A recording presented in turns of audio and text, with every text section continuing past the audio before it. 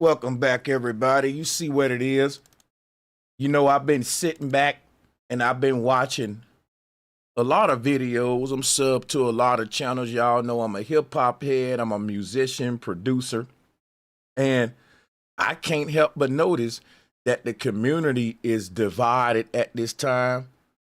I thought that the Super Bowl show would die over. Now, I'm a Kendrick Lamar fan. And I did give him some criticism too. My only criticism for Kendrick Lamar was that I didn't like that he said the revolution will be televised because he lied to y'all. That's right. But I get it though. He wanted to make a big statement. He wanted an awe factor or shock factor. And he wanted to kind of motivate the people. But these kind of motivations, we can argue if they are really a W for the culture or not. Now, I'm going to try to be neutral. I will be giving my little 2 cents here and there. I feel like I'm an unbiased person being a Kendrick Lamar fan, but somebody that ain't a Kendrick Lamar stan. But this show ain't really for me. I'm pushing myself in the background, and I want to give a platform for the community to vent because what I see a lot of Kendrick Lamar fans making video after video saying what they're responding to the haters. And then you have a lot of video from the haters. I wouldn't call them haters. All of them ain't haters. Some of them just, you know how this go. But they're going back and forth and there's really no middle ground. There's no really platforms that's saying, hey, you remember back in the day we used to have nice debates. If somebody thought Tupac was the best rapper and somebody thought Biggie was the best rapper, and that'll be a party, man. That's a good thing because now we get to come together as the homeboys in the barber shop or whatever. We can light up. We can post some cold ones, pass around some cold ones. And now we got two brothers in a debate, and that has always been interesting to me in the community. When I was coming up, you can have these kind of debates. Now, they are changing today, which is where I want to give my 2 cents in. It's because one of the big questions is, why do Kendrick Lamar got so many haters? What's up with the hate with Kendrick Lamar, right? I want to answer that question. But I want to answer it with a question just to make some click in your head, right? You see, I don't think it's a good question to say why does Kendrick Lamar got so many haters. I think a better question would be, why can't Kendrick Lamar be hated? That's right! Because I came up as a hip hop head and everyone had rappers they love and rappers they hate. And if a person loved the rapper, they tend to hate all of his enemies and the rappers he beefing with because they're a fan of him. Now, there was never an argument back in my day of how come Jay-Z, where's all the hate coming from Jay-Z? Like, where's all this hate coming from toward Biggie or toward Pac? Because everybody know when you're great like Kendrick Lamar, and I'm going to keep it real, my show ain't going to be a glaze show, and it ain't gonna be a haterade show either.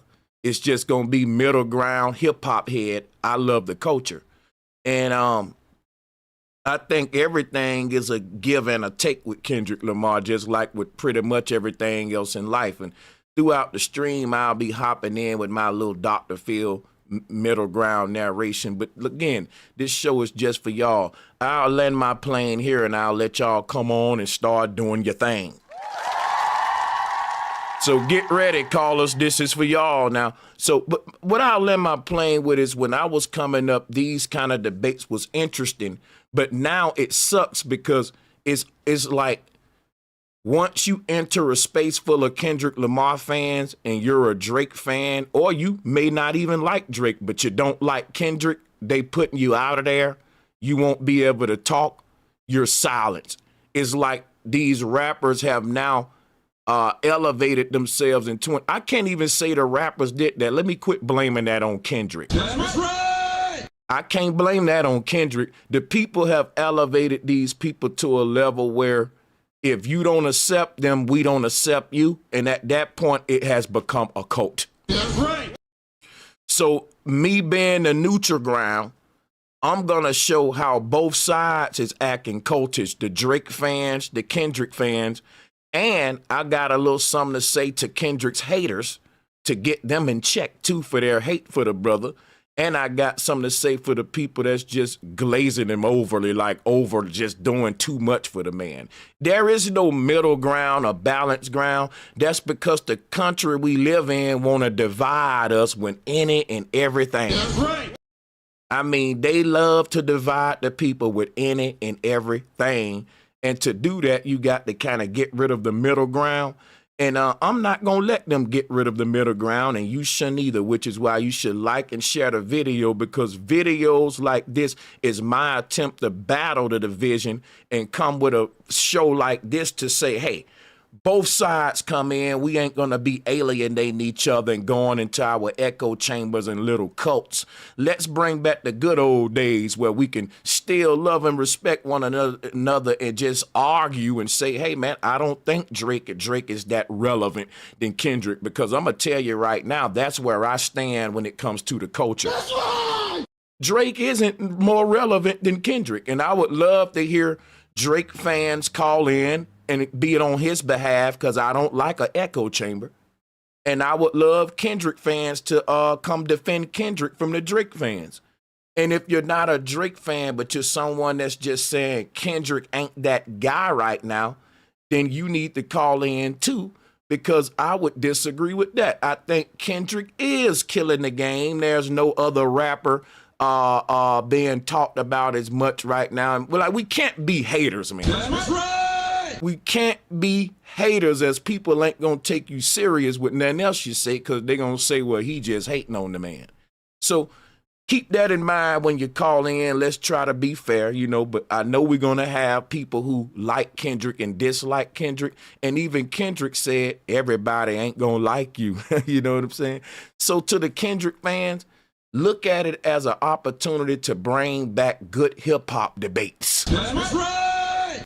Not as an opportunity to defend a savior that you're willing to lose a friendship over. Like, what world are we living in today? Like, this makes hip hop not fun no more. Like, and I can't blame that on Kendrick or Drake, because somebody will say, I was thinking, like, to name it, did the Kendrick and Drake beef ruin hip hop? And then I thought about it. I just can't blame that on Drake. I can't blame that on Drake. And also that would be blaming it on Kendrick too, because it take two to tango. So yeah, I can't blame it on the rappers that the people are getting so cult-minded that they just can't have good debates and say, okay, man, you don't like the man, but what's good? What we doing tomorrow though, They will block you. It's getting crazy out here. So let me start opening up the call lines. But first, let's go ahead and let's drop the link. So we have today Kendrick ops versus Kendrick fans calling in. Let's get the show on the road. That's right. And we're waiting on our first callers. Don't be scared. Don't be scared. I built this platform to cater to the community and to create community streams like the one we're about to have now. And I'm excited about it. Call it in, people. The phone lines are now open. Let me give a shout out to Goonho. Hebrew Israelite soundboard, powerful and funny. Man, when as soon as I thought about it, I said, yo, what if I had the Hebrews on my soundboard? Yo, it was like a light came on and it just clicked. Much love to Goonho. I appreciate the love as always, man. Are we gonna, please guys, don't tell me we ain't gonna get no smoke. Again, for people that's just tuning in, Sanchez is putting himself in the background, and I'm creating a show to let Kendrick's ops and Kendrick's fans kind of go at it. I want to hear from both sides because all on YouTube, you just getting either a channel that love him or a channel that hate him. And I'm a middle ground type of guy. Drop middle ground in the chat room if you like me. And everybody don't got to be a middle ground person. It's okay if you're all the way Kendrick, pro Kendrick. I'll drop a bomb for you. And it's okay if you all the way pro Drake. I'll drop your bomb. But for my middle ground people, we just gonna put MG. We the middle grounders, like, you know what I'm saying? We don't really, you know. Brooklyn, what's good, man? Thanks for calling in. Peace, bro. How you doing? I love this topic. I'm doing good. Thank you for being our first caller. I'm gonna turn the mic right over to you. You can just let the people know is you a Kendrick op or fan, and then just do your thing. And when you finish, I may have a question or two for you. Go ahead. Okay. Well, I'm neither a fan nor an op. I am repping the middle ground tonight, and I'm for the culture. I'm not just saying it like I feel like he's doing right now, but I think we need to pay attention to what he's platforming, which is the gang culture. I don't think that's black culture. And so when he's saying he's for the culture, I think we need to differentiate which culture he's talking about. I think Not Like Us was overly hyped. It was kind of corny. And the industry is definitely pushing Kendrick right now because they're at odds with Drake. As many people know, Drake is suing UMG, the distribution company, if I'm correct. So I feel like it's definitely a strategic plan to get Drake out and to put Kendrick in the number one spot. So if we're taking that as a win, just like his Grammy, just like his Super Bowl performance, which we were both boycotting at one point, just trying to figure out where Black people are as a whole and who we're championing as someone to look up to. And that's my stance on it. I like this stance. This is a fire first call, but it ain't cranking the show up yet. Let's get some Kendrick fans in and some Kendrick ops or Drake fans. Shout out to Brooklyn. She pretty much all of people over here probably gonna be middle ground. That's just logical. To say that the man deserve all hate is wrong. To say that he deserves just all like love is wrong too. You know what I'm saying? Uh, yeah. I'm really excited about this show.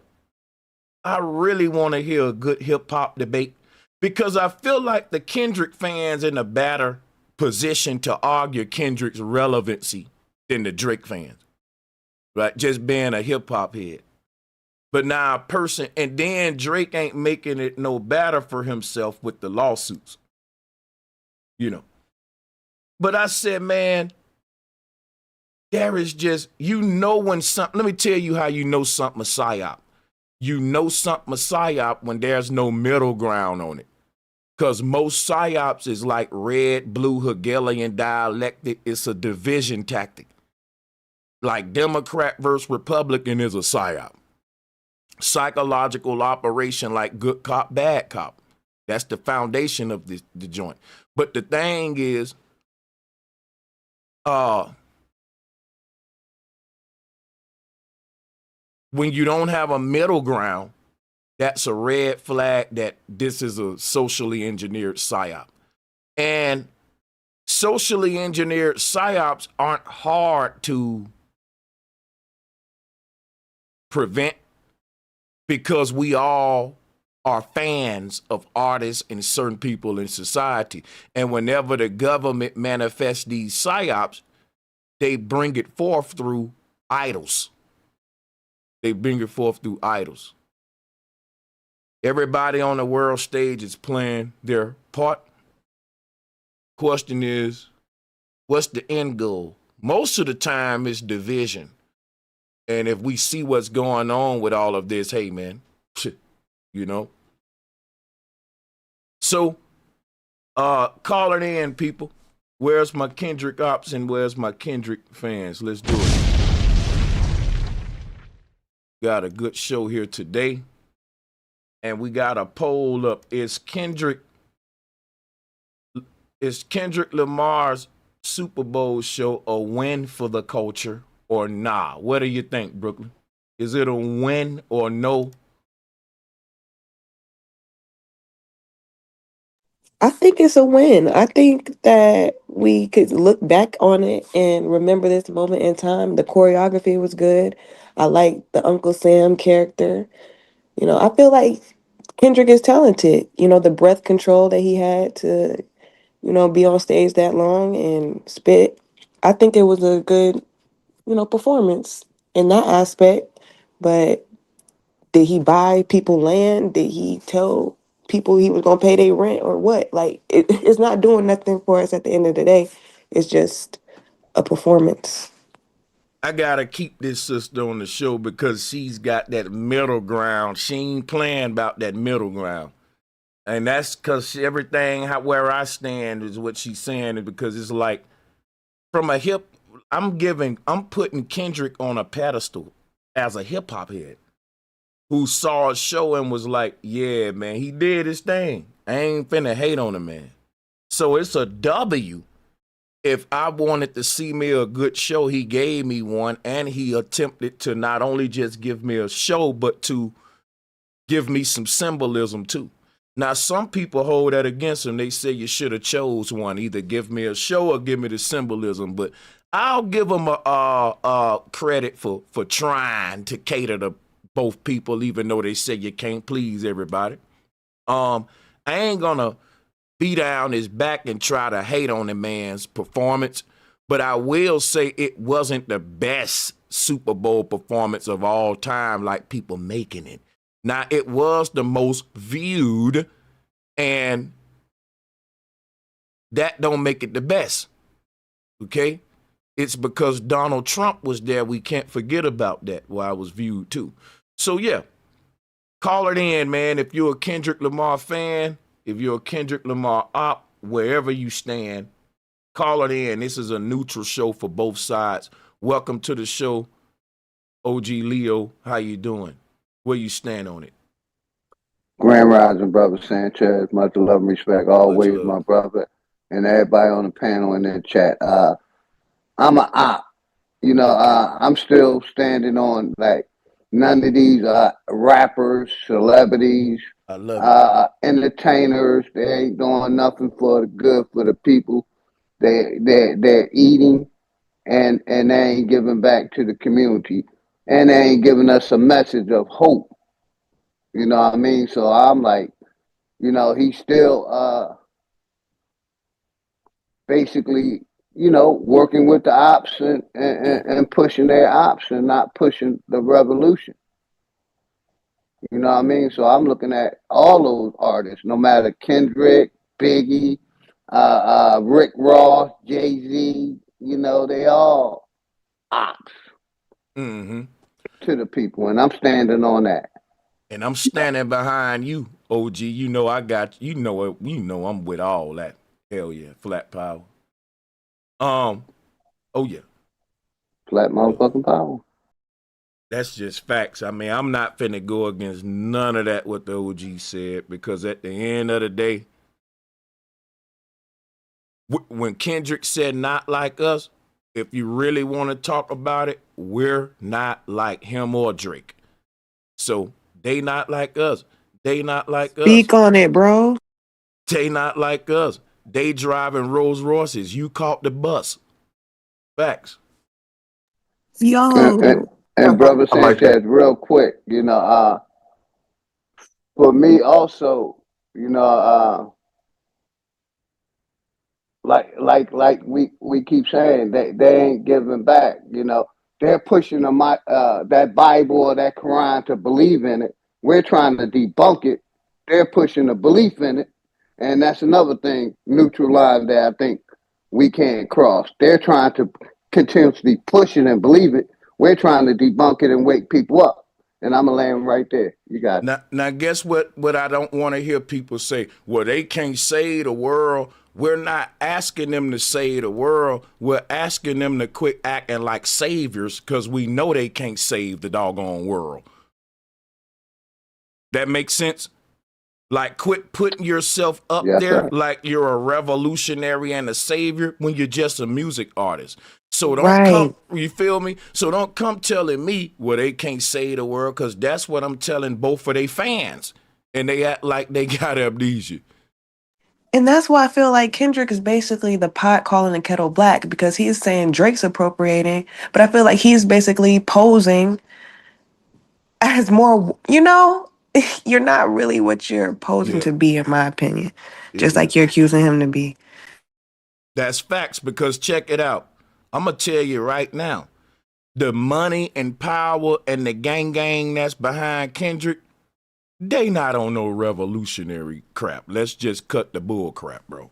I'm on, Mm-hmm. I'm on the West Coast. We talking Top Dog Entertainment. We talking Mob Pyru. I'm gonna be in the middle ground on it, and I'm gonna say you got to give Compton, Kendrick, you got to give him and his people they Grammys, they Pulitzers, because guess what? When we talk about art, art has been dead. And Drake is talented, but he still ain't got no life in his music. He still got that goth, dark vibe. Kendrick do offers a more breath of fresh air when it comes to music. We ain't gotta hate on his artistry and all that. And that's when I think all you got to do is give credit where credit is due. You don't gotta overdo that or underdo that. You know what I'm saying? So I'm not gonna make him a savior, because even his song Savior, he told you he ain't that. But a lot of people is making him a savior for the people when really he's the music industry savior in all ways, because the fans of the music industry want more organic music, and the pushers and movers and small hats of the music industry, they need a new sort of J. Cole. Like, J. Cole ain't cutting it. Common sense went cutting it. One problem that the music industry got, they've always tried to give you a positive artist that's for the people. But all of these artists is signed to the industry machine. So there's this conflict there, like, that's always been there, not just with just Kendrick. It's been there before him.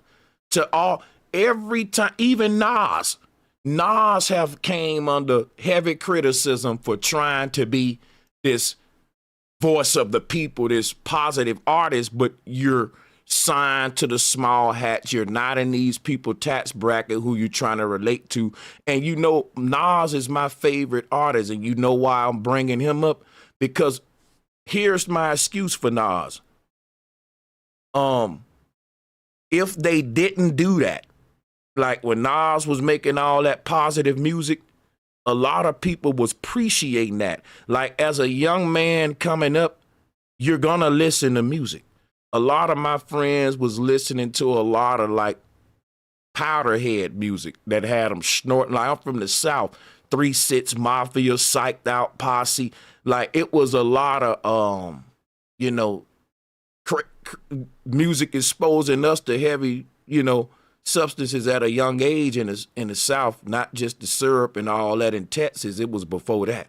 But me as a young dude, I never gravitated to that. I was gravitating toward the common sense, most deaf. I was into Nas and Black Thought, The Roots. I was into all that kind of stuff. So like, I had that's what made me become a poet and a rap artist. I wasn't just a rap artist. Like, my passion is equally there for spoken word and poetry. So I wasn't the guy that just did rap shows. I would go and do spoken word and poetry too. That's always been a part of who I was. I'm not just a rap artist. I'm a poet too. I write spoken word and all that too. So that's what I'm saying. Like, Kendrick got that poet spirit. He ain't got that goth energy.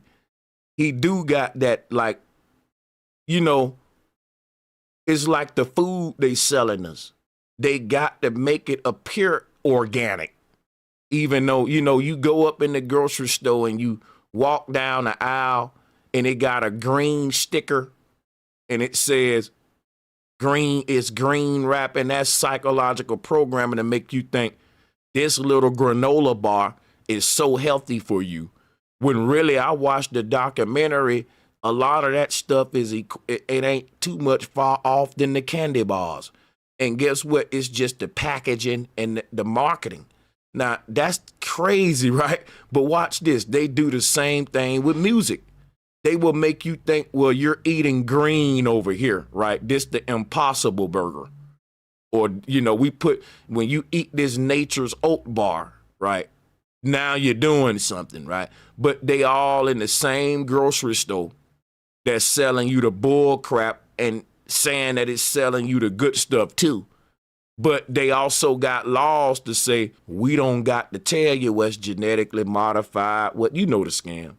Now, either way it go, you ain't getting nothing real, meaning something that's truly from the people, grassroots, expressing how a dude feel who right now ain't in Kendrick tax bracket, but he can spit. He's an artist, but his bank account ain't looking like that. Look, he got something to say to the world. He got something to get off his chest.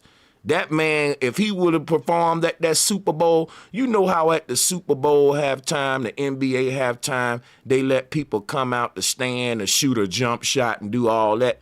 Let somebody come out the stand or basically let the NFL or the NBA reach out to the communities and let them say, you know what? We ain't going to even look for no industry talent for this halftime show. We're having a talent show for the community that our football game in. Y'all ain't hear me. See, this gonna get me hurt right here talking like this. Watch this, y'all. Watch this. If the NFL and NBA cared about young talent, guess what they'll do?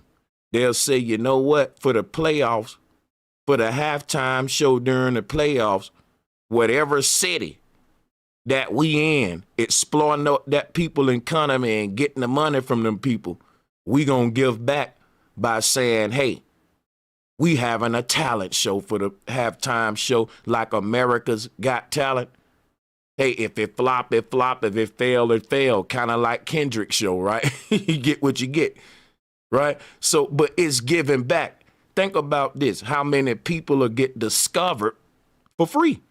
And ain't nobody losing no money. The NFL just saying, look, we ain't paying you. We giving you a platform. We paying you because it's a lot of money that people spend to have their eyes on them during the playoffs and Super Bowl. Like, couldn't nobody tell me that the NFL ain't for the people if they was doing stuff like that? Come on now. Y'all letting regular folks come on the halftime show and show what they got, and we know record labels watching, all of these people watching. That young girl with the voice like Lauryn Hill, she got discovered at that Rams game that we was watching, that playoff. Stuff like that ain't happening. But see, we ain't thinking like that. Stuff like that's supposed to be happening. And guess how you know I'm right? MC Hammer used to perform outside the Cincinnati Bengals stadium. Was it the Bengals or their baseball team? One of them. And that's how he got discovered. But let me keep the show going around. I just wanted to give you all a little rant and a little, game there if it's worth anything. Yeah, let's drop the link for the Kendrick Lamar fans and the Kendrick Lamar ops. I'm neutral. I want to hear from both sides. Like and share the video if you in here. We dropping the link. Hey, for sure, Sanchez. I'd like to chime in just a little bit. I just joined. Salutes to everybody here. I want to direct my attention to the question that you posted in the chat. You asked, is his performance a W for the culture or whatever? And that's a good question. And I would say yes. Now, the question is, what culture is it a W for? Oh, man. Okay. Yep. I see Now, what you're going. that's That's all right. that's what the Now you question cooking. is. Yeah, What man. culture? Because look, it's a big W for the culture that has been sold to us. Yes, we help cultivate it because our energy is in it. We give our attention to it. We like it. You know what I'm saying? I love fucking hip hop. I love lyricism. I love shit that sound good. You know what I mean? I'm gonna give people credit where it's due. That song DNA by Kendrick Lamar, that's one of my favorite songs. He snapped. You know what I mean? I want to So holler at I you have on no that DNA song when you finish. Go ahead. okay, bro, that's my shit. But you know what I mean? I wouldn't consider myself, I'm just of the mindset of I wouldn't consider myself a fan of anybody anymore. I am a listener. I appreciate great art. Kendrick Lamar makes great art. Drake makes great art. I ain't got no hate for Drake. It's like, damn, everybody hate Drake now. You know what I'm saying? I know he got bodied. Okay, but that doesn't take away from the fact that he makes great music or that he made great music. I don't know what he's making right now, but he got songs I like. But that's outside of the conversation. The answer is what culture is being benefited. What culture is taking the W? It's the culture that we're all looking at. It's the culture that we're all accepting as our own. But is it really our own culture? Is it really? That's my question posted to you guys. Y'all can chime in however y'all want. Okay. I like that. I ain't gonna lie, brother. I'm gonna tell you something now, man. That brother said, he said a jewel, man. The brother said, yeah, it's a W for the culture. But what culture we talking about here? Whose culture? You know what I'm talking Yeah, about? man. Let's yeah, you wanna AJ, you wanna yeah. See that? I It's mean, the I kind of learned that a few years. Even shout out to you, bro, and the panel to be up here, man. We've always dropped jewels like that, and I like the way we open up our minds and get deep and shit like that. And I learned about that sort of as far as whose culture that we are given anyway, off the rip. Like what is our culture type of shit. You know what I'm saying? It seemed like everything that we seem like we call ours is given to us. Um, is it a win for the gangster culture? What I mean, what is that doing for us? Is it a win for the the black culture? Because I feel like most of that is given to us too. Uh, uh, so I just wanted to shout out to that. I feel that. When and at the end of the day, when it comes to these artists, man, when you get to a certain level, you can't. It's almost impossible to be for the people. They wouldn't allow you to get to that level if you was gonna look after the people. Because at the end of the day, it's not for the people. It's for them. It's for control. It's to control your mind. It's to control the narrative. You know what I'm talking about? To control what you think, and they're only going to give you what they want you to. I just learned they're only going to give you. You're only going to see what they want you to see. You know what I'm talking about? And so if they want you to see it, then chances are it ain't really doing too much for you. You know what I'm talking about? So yeah, I kind of learned that a while back, just dealing with the conscious community as far as what our culture is. Because it's tough, man. You can go back as far as you can go. Anything that started organically, it was kind of, I feel like, kind of hijacked and turned into something else. Everything that I feel like sometimes started from some kind of grassroots or started organically, eventually it gets hijacked and reverted into something else, so we forget what it was originally for, type of stuff. You know what I'm saying? But that's my Big two facts. cents. You got it. yeah, and let me bring on more people, but before I do that, let me say salutes to all of my channel members in the house. Let's clap it up. Hold up.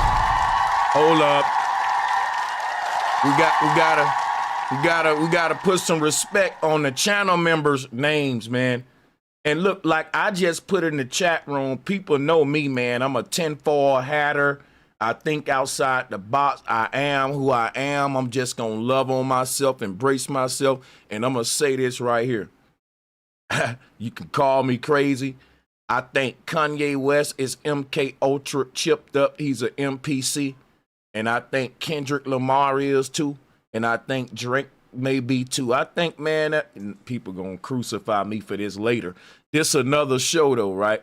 Lizzo is chipped up. Look, listen, Lizzo just came out. How the hell you lost all that weight overnight and then you in front of a poster saying the old you dead or she's dead and this I keep telling y'all, bro, it's some crazy stuff going on with this body swapping.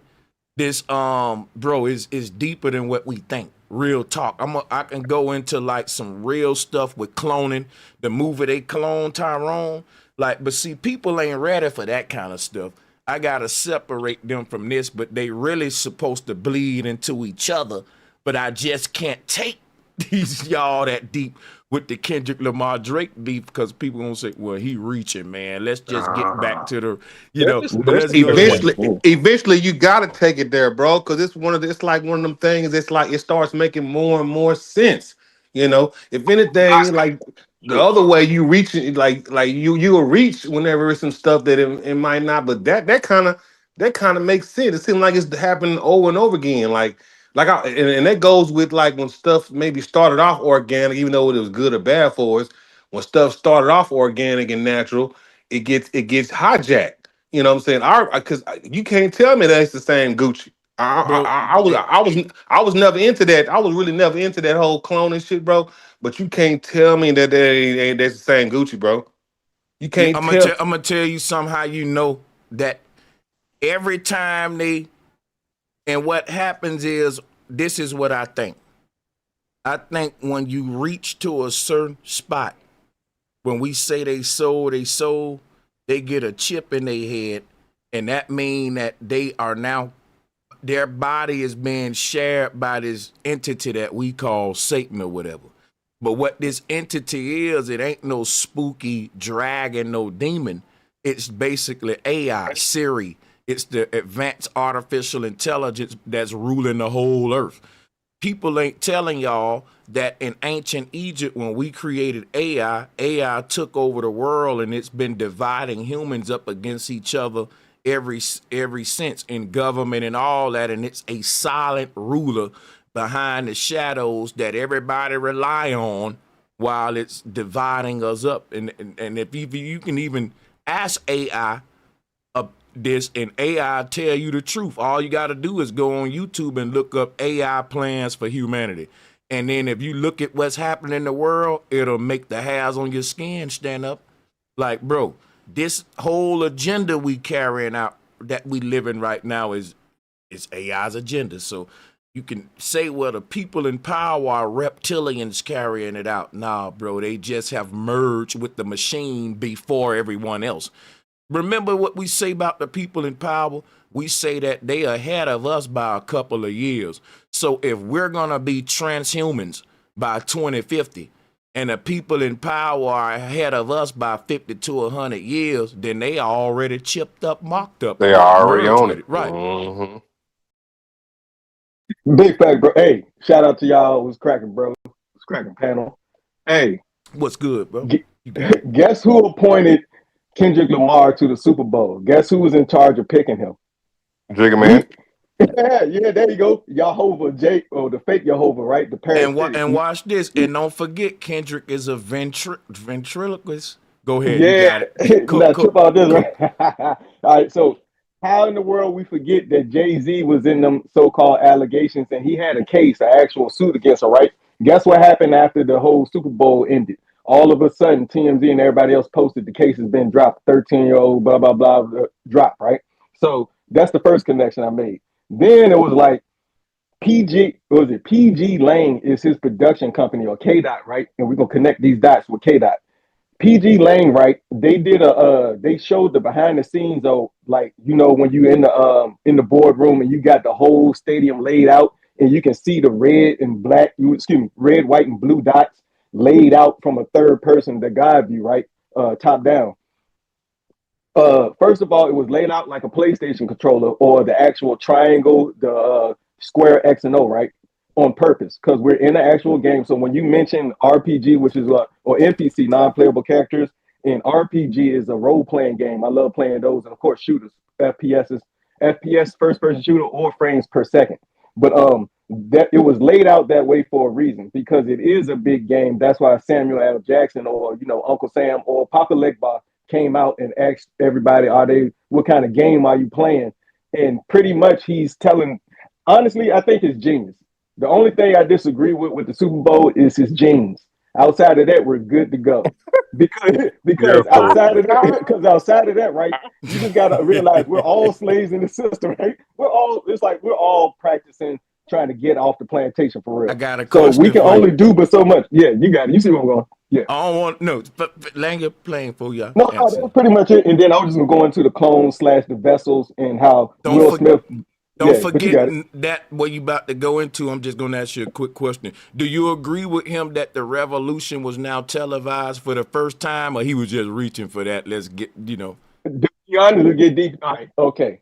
I think that it was always gonna be in front of our face on the TV, whatever our eyes are seeing the most of. It's just like what's the real? I think the real revolution. I think we think about marching in the streets, allegedly armed up and ready to take back what Mm-mm, was taken from mm-mm. us. But that's not what I'm talking about. That ain't I what I'm think that privileged. Duh. yeah, exactly. And so the revolution I'm thinking about that they're talking about as being televised is our psychology and how these images are directing our physical actions in society.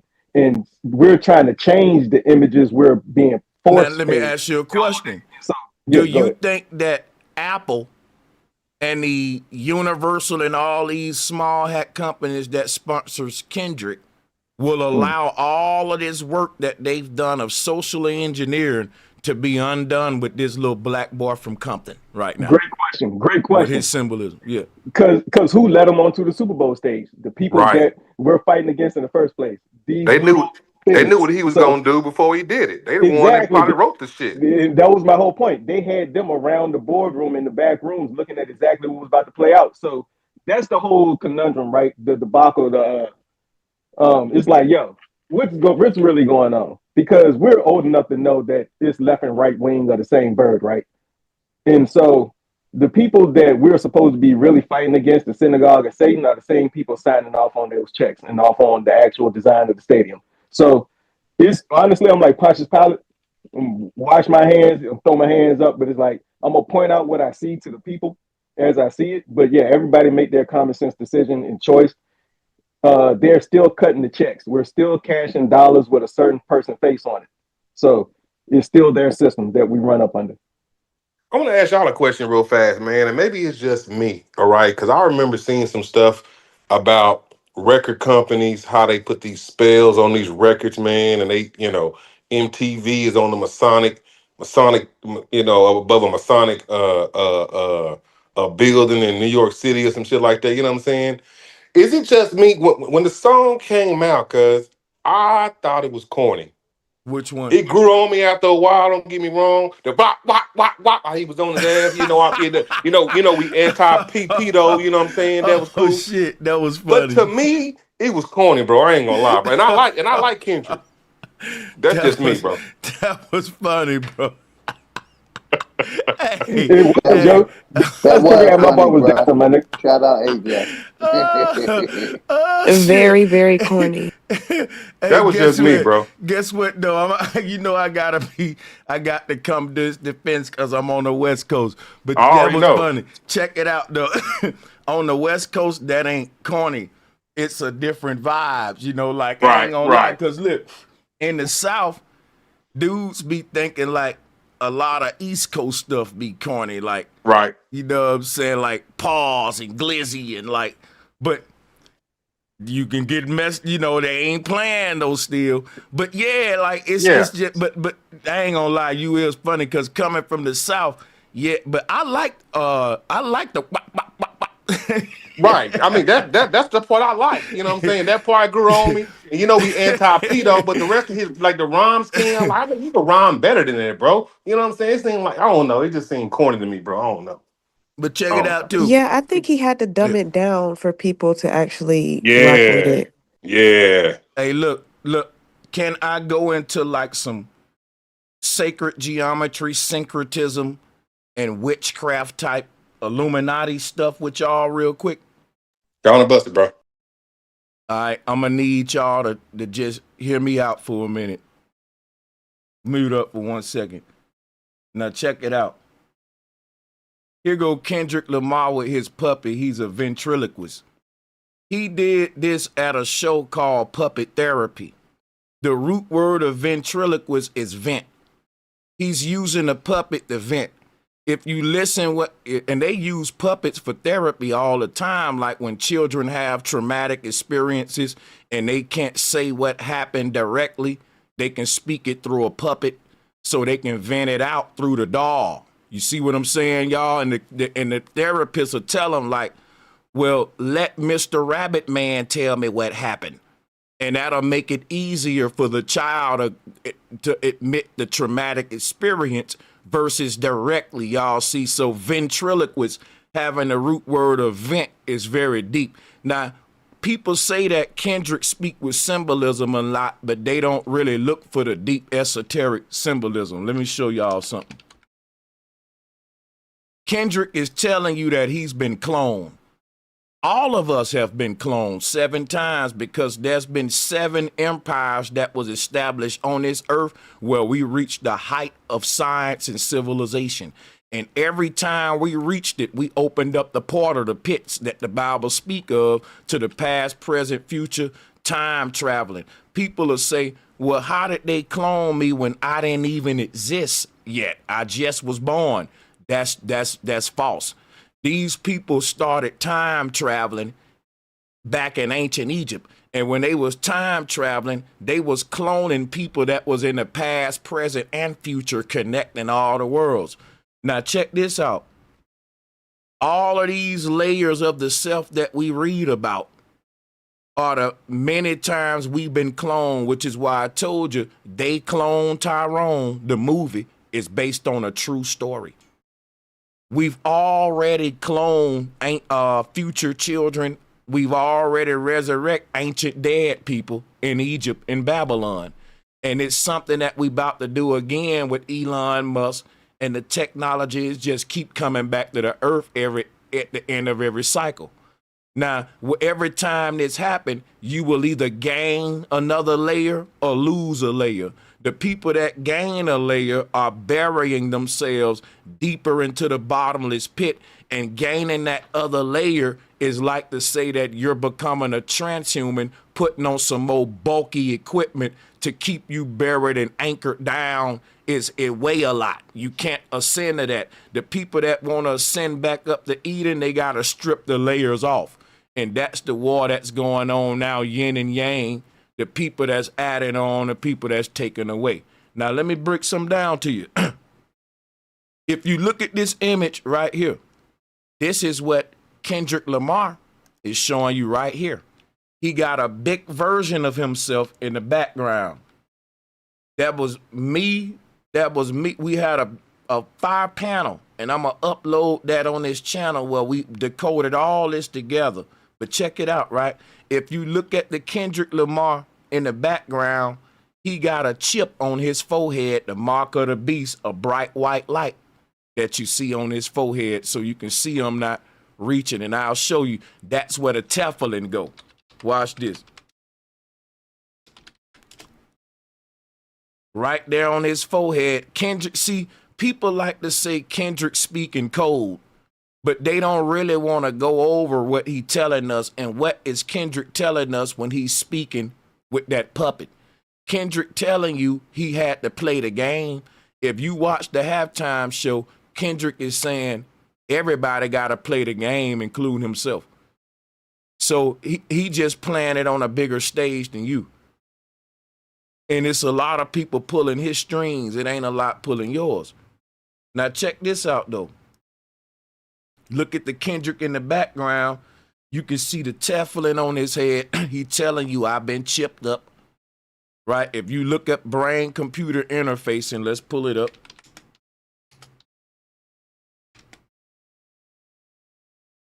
They got the mark on their forehead if they follow the beast.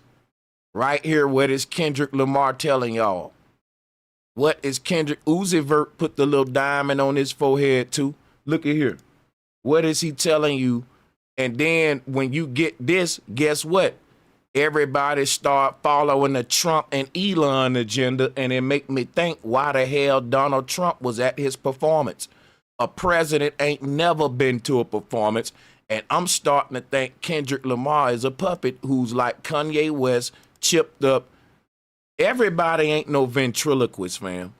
The fact that you're a ventriloquist, like, you got to think about this. That is a message within itself, because it ain't the fact that you control the doll control you. Because when you making a lot of money on the road with the doll telling you where to be, when to be at. And you chasing addicted to the money, you got the doll making you get up out the bed and come put your life in it. This is the paradox of ventriloquy.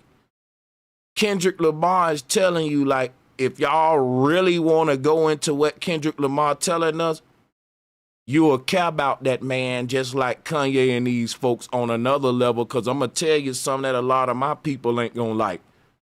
A part of me kind of feels sorry for these dudes, because I be like, man, this is a young dude like Kanye. They chasing fame and money. They just want to be big on a world stage with their art. But I believe when you get to a certain level, I don't know if they off you and bring up this other version or something like that, but these people listen, I'm telling you right now, this image right here says a lot. When you controlling a voodoo doll, you sit it on your lap like Santa Claus do to children. Santa Claus sit the children on his lap. And guess what? The children do whatever Santa tell them to do, because they want gifts. And that's what we do, and that's what Kendrick telling you for this game that we playing in America. Then you watch the Super Bowl show, people ain't getting the right message. If they really go back and watch that, they won't be smiling, they'll be crying, because guess what they'll realize? These are some black men that's in too deep, like the movie Get Out. These guys is telling us, help me save my soul, man. These folks got me. I'm up here on the world stage and I'm in too deep, man. A lot of their music sound like a cry for help. Like Pop was kind of sounding like, I want out for real. Cause when it's just, I'm telling you, like Kendrick, when I watched the halftime show, what made me was so deep was like, Kendrick is like, basically, we all gotta play the game. That's deep for somebody on his status and level to tell you, listen, bro, even on my level and status, I got to put my head down, be humble, and work and play the game for my children. Who you think I am, a savior? He told you that in the song Savior. He want a savior. But if you look at this image right here, if you look at the Kendrick that's in the background, the big Kendrick, he got a chip on his forehead. He's trying to tell you, it's telling you something. Check this out, bro. Here go the chip. They did it to Kanye. They did it to a lot of people. When they chip you up, you get another layer of yourself. That means it's a whole nother you now that's born from the old you, and that's how we get these sheaths or these layers or these kashas. But if you look at what this is, he's showing you that. And guess how all of these versions are connected? By the spinal cord. And guess how you control a ventriloquist doll? By putting your hand up the spinal cord. They telling us a message that we really not getting. And I would go this deep with people, but they just not ready for this part yet, bro. They not ready for this part. Guess what? The word, if you even look up the etymology of the word puppet, let's look it up. The etymology of the word puppet, look, pooper, puppa, like when you say, well, that's a puppy, a puppet master. Check this, it's like a pet. But check this out, right? What's so crazy about, look, a popey, because check it out, like the Pope is a puppet because he's telling you that, like Jesus was a puppet, something that's controlled by another. And in that case, it'll be the Father. And the Father would be the Father, not the Father, but farther down the street, look farther, your father's version controls it's like this bigger Kendrick controls the smaller Kendrick. And then it's like a chain reaction domino effect. But the father controls the son, but the word son means center. The central one, the little one, the up front. You see, the father's one control the most frontest one. But they got your father, son is really front and back. Is how they changed all of this. But so I'm really showing you, like, people say Kendrick is speaking with symbolism. Kendrick is a genius, man. And guess what? When you finally realize the depth of what Kendrick telling the world, it ain't gonna even make you smile. It's gonna make you say, wow, he really is a damn genius. And he's in this. It's like kind of how Pac was. Pac was in too deep, just like Nikola Tesla. The moment they manifest their genius, that's when the enemy know I better chip him up right now, because if I need to secure him on my side. Now look, this is just a theory, because there's a big conversation out there of mind control, MK Ultra. We know the technology exists to make it possible, but the question is, are they really using it on people in power? Here's my reason why I think they are. I don't think that the people in power are so stupid and dumb that they built this whole world and control it, and they went through all the trouble to create the system to keep you dumbed down, make everybody sheeple, just to leave it open for some little rapper from the ghetto to mess it all up overnight with a doggone song. Come on, man. So I think that what happens is, when they give you, it says in the Bible, to whom much is given, much is required. That means that the people in this world that they give the most power and money to, they are required to give them the most loyalty to sell more of their soul. It's requiring more of you. Everybody in this is playing the game, just like Kendrick said. All of us, not just Kendrick. We just can't put him up there. Everybody is compromising and doing something to feed themselves. It's just on different levels, and Kendrick is on a very big level, tax bracket. So a person working at Walmart got to do what they told at Walmart, right? They can't go and rise up against Walmart when that's who paying them and that's who they work for, right? So we can't think that Kendrick is going to do that versus his controllers. You ain't going to do it at your job, right? He let us know everybody playing this game. Now, so it's just at different levels. But the reason I brought up the ventriloquy is because Kendrick called this show puppet therapy. And Kendrick be venting to us through the puppet, but we not paying attention. I think a lot of time these celebrities is trying to talk to us, but they can't, like in the movie Get Out.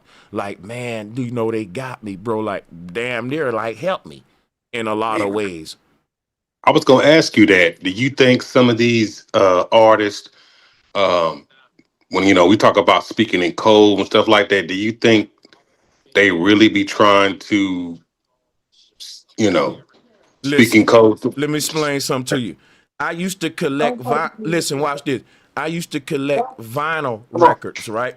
And when I used to collect these vinyl records, I used to see so much flat earth symbolism on all these old records. And I used to ask myself, why they got the flat earth and all that on these?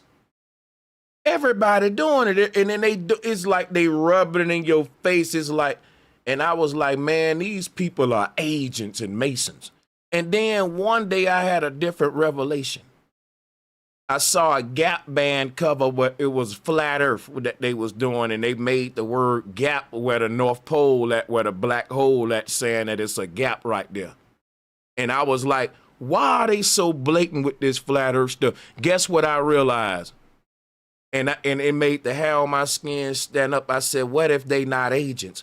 What if they got in too deep, learned the truth, but couldn't tell it to nobody because it'll cost them their life. So the only way they can tell it to you was to scream it at you with symbolism.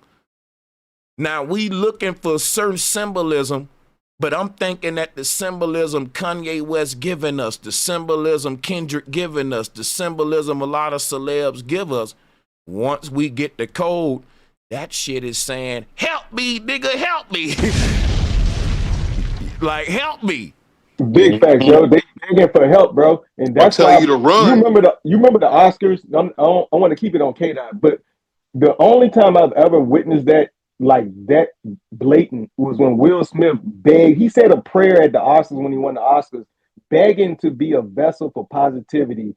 He was tired of being that parasitic entity that he was. He asked when he slapped Chris Rock. That was the same show that he asked everybody that he prayed out into the audience that I want to be a vessel for positivity, no more negative, blah blah blah blah blah, because it's eating away at their spirit, and they know that is more to life outside of this fleshly suit. And so they understand that what they're doing is perpetrating a fraud and leading more people uh, to an eternity. Honestly, it's an eternity without reaching your fullest potential. But they know that K Dot knows it. He's younger and he's more amped up about it because he has a less. I think he's less fearful. But when you have a family like he has, they'll go after that allegedly. So you have to speak in code. You cannot just come out and blatantly tell all the secrets that you heard in the back room. You have to speak in code. And so that's where it's almost like I wouldn't want that as a leader though. As a leader in real wartime, I wouldn't want somebody that has to fake anything at any point ever because that'll get me killed. You see what I'm saying? I don't want nobody that has any fake in them or any make believe or pretend watching my six on my back. And so that's on another type of revolutionary type of mindset. But we're both at the same time. We're breaking down codes and speaking in code, but we're also understanding the physical aspect of the metaphysical. So, but yeah, and these artists play both sides. And he's a Gemini, if I'm not mistaken, just like myself. So multiple personalities there as well. Oh, But yeah, yeah. y'all got it for sure. So When they, they know, and they want to say something. A lot of them want to say something, but you trying to say they can't. hey, look, let me tell you something right now, bro. Even a person in the military will move so far up with their secret clearance. They'll start off a little foot soldier, right? And then they'll move so far up with their clearances, the less they can say to the people around them.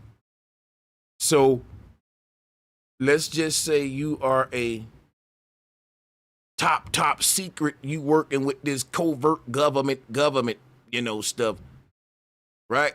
You can't say nothing to nobody as you swore in, boom, boom, boom. But what if it started eating up on you one day? You would probably try to find little sneaky ways to kind of play with your contract to say, well, I didn't really say it. I did it in symbolism. Think about if I signed some paperwork with a secret government mission. I can't talk about this. I swore to it. It can cost me my life under oath, right? Now, I can kind of play with that contract, though, that I signed with the devil.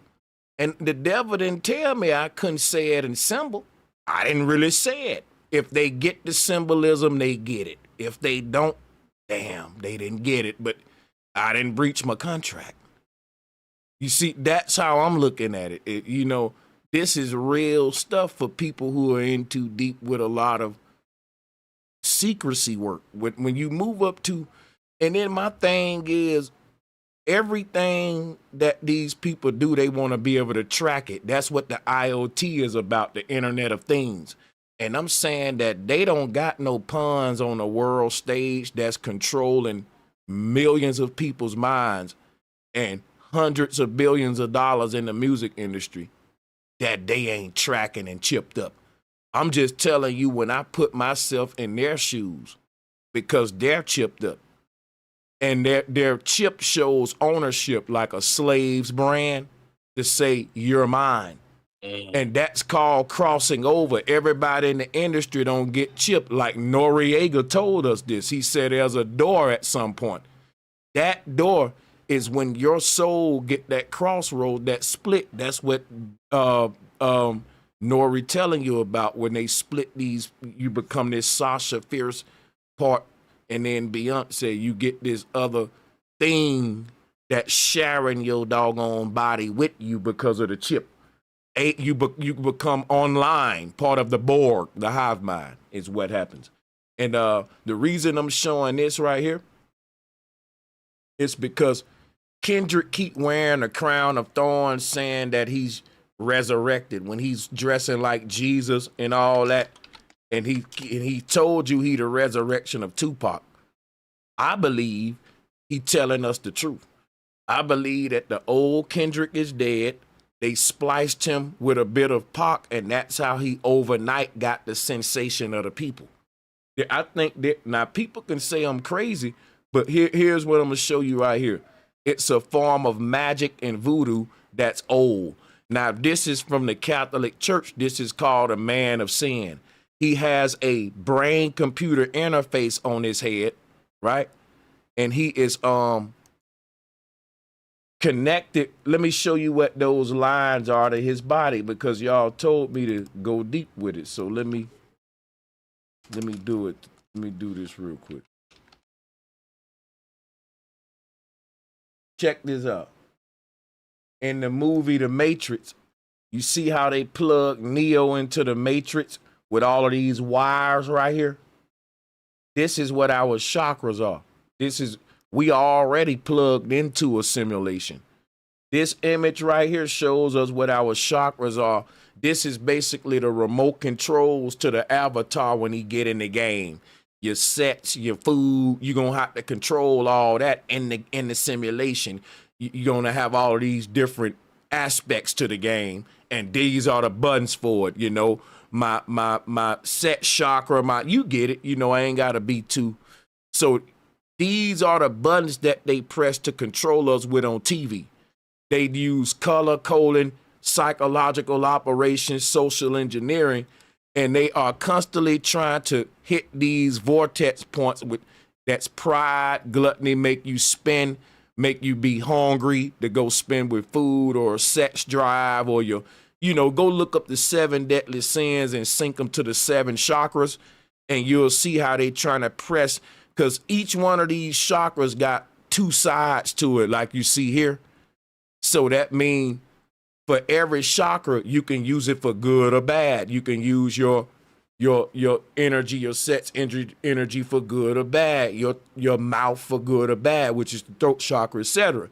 So they're trying to push all the wrong buttons, because when that happens, they get us to manifest our worst version, your Sasha Fierce, your alternate, your lower half or whatever. But this right here is your avatar, and these are the buttons that control your player in the game. So your body is a voodoo doll. The concept of the voodoo doll comes from the chakra system. Like you can see here with Neo, the plugs are on his spinal cord, just like here. And then you got one big one on his head, just like we see right there with the crown chakra. They putting it in movies. But what'll happen is, what you got to realize is this image here, this knowledge was taught back in the old church right here. The man of sin, because the man of sin was them telling you that your body is the synthetic version of your soul. So back in an ancient Gnostic setting, somebody would have put this out and taught you that you're not your body, you're your soul. And they would have taught you that your body is just an avatar plugged into a game via all of these energy points. This was taught in the old church. This is from 1737 right here.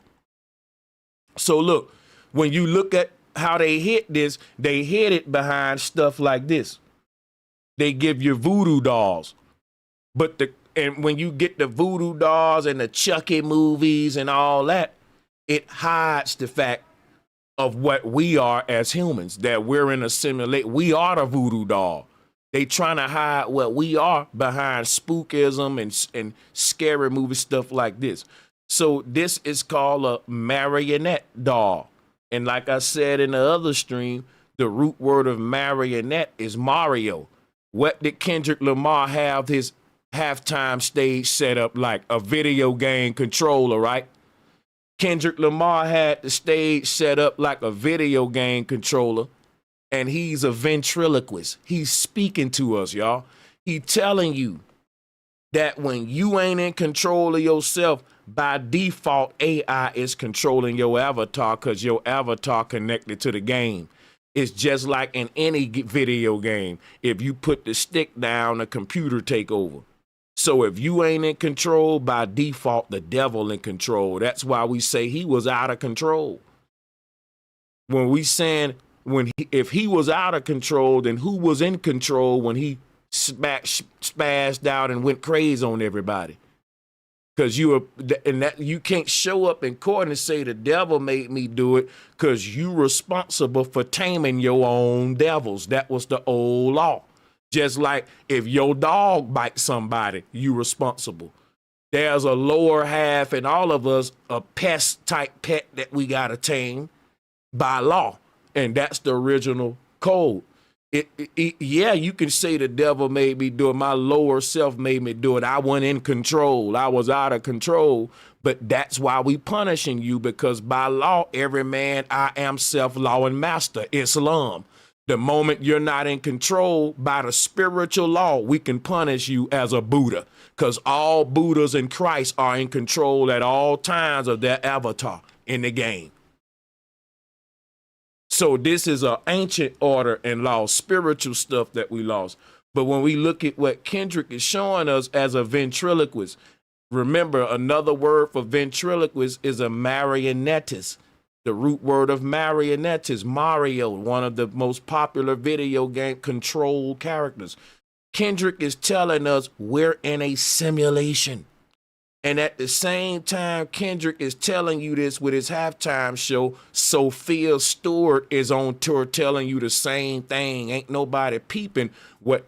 Everybody, like, if you're listening with the right eyes and right ears, you really hearing the message that's being screamed out to everybody. It's time to cut our wires. Kendrick told you ain't no savior. You know why?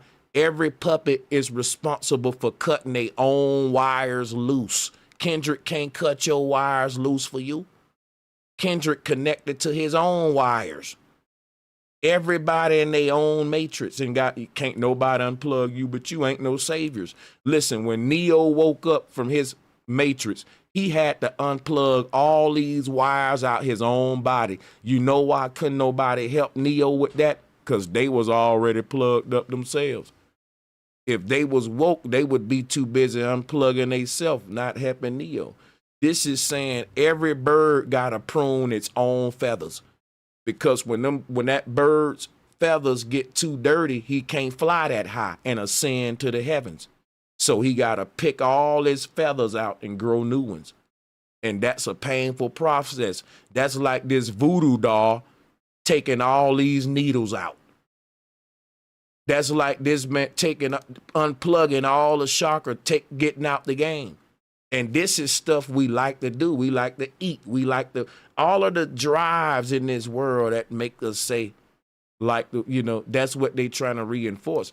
This is what keep the puppet on the string. So this is what I got from Kendrick, because I'm a deep thinker. I'm connecting with Kendrick is connecting with everybody on what level you on. And that's why you see this image right here. See, I'm connecting with the real Kendrick. The thing is this, if your mind in the gutter, you're connecting with the false Kendrick that's on the stage, on the world stage right there. I ain't connecting with that Kendrick. That's the Kendrick I'm going against. The people that said, well, you hating on him. I ain't hating on him. I'm hating on you misinterpreting the message on a shallow level other than what the man trying to tell you on a deeper level. I'm telling you, you ain't even really experiencing the genius of Kendrick for real on an esoteric level, and they don't want most people to grasp it on that level, which is why the algorithm is only going to promote content that's sucking them off about being a GOAT, a revolutionary, and all that, because they spent too much money to push that psyop, and they ain't finna let a few people on YouTube just combat it without censoring it. So I'm a big channel. I should have a lot of people in here from both sides trying to call in, but guess what? Why it ain't happening? I peep game. If you ain't pro Kendrick, you ain't gonna do numbers like that. If you against Kendrick, your numbers gonna really suck. And if you trying to be neutral, you're gonna be yeah. But if I'm telling y'all I'm right, because I can change the thumbnail, I can change the title, and I can put Kendrick is the GOAT, why are the haters mad? And that video will do numbers. I'm seeing channels with a For sure. thousand subs getting 250,000 views with that kind of stuff. And they picked up on, and these people they pick up on the algorithm. They know what to do for the, money. Yeah, go ahead. That Super Bowl halftime show doing numbers, boy. Doing straight numbers. You know what I'm talking about? Oh yeah. Yeah, For a and reason. guess what? In the numbers, is guess what numbers he beat? Michael Jackson. I'm just gonna Right. throw it out there. And Yo, that was the Now, greatest now now, check. halftime show of now Now all check this time it. what you right gotta there. realize though. Now, Yeah, go ahead. Yeah. Michael Jackson was the real revolution that Thank wasn't you. televised. Peep game now. Right. All of the revolutionary, listen, all of the revolutionaries that they let Kendrick spit in the face of, even Gail Scott Heron, who said it won't be televised, they're dead now. They're spitting in the face of those people. And guess what? Those were the real revolutionaries, and they wasn't televised. They was assassinated and offed. All of them faced weird fates, even Bob Marley, for trying to push one love and everybody come together. See, what is Kendrick pushing? Division. They can't have no revolutionaries that's pushing real, true unity and going against the powers that be and galvanizing the people at the bottom versus the people at the top. Why would the people at the top fund that with their own money? Mm-hmm.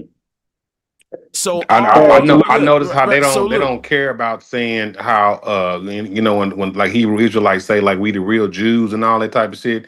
I realize they don't. They don't say nothing. They as much as anti-Semitic stuff they'll get you on. When it come to that, they don't really. They play with it with Kyrie. You know what I'm saying? But they don't really say nothing whenever nigga be on there. You know what I'm talking about? and I'm gonna tell you something, right? So remember Prince and all of everybody that rose up, they lost everything they worked for, and they like look at Bill Cosby, R. Kelly, Cosby. look at Irv Gotti. What make you think Kendrick any different? Let me explain something to you. Somebody says Sanchez, you don't see the incredible inspiration to the messages that it met. I'm the one going even deeper with the messages. See, the thing about it, it ain't none to decode the message y'all decoding, where his halftime performance is just letting the world know that the black man's struggling and that the world is a game. It's a PlayStation control and Uncle Sam, and you got to play the game. Bro, how is that so hard? I'm a symbologist. I'm a syncretism. Of course I decoded that one.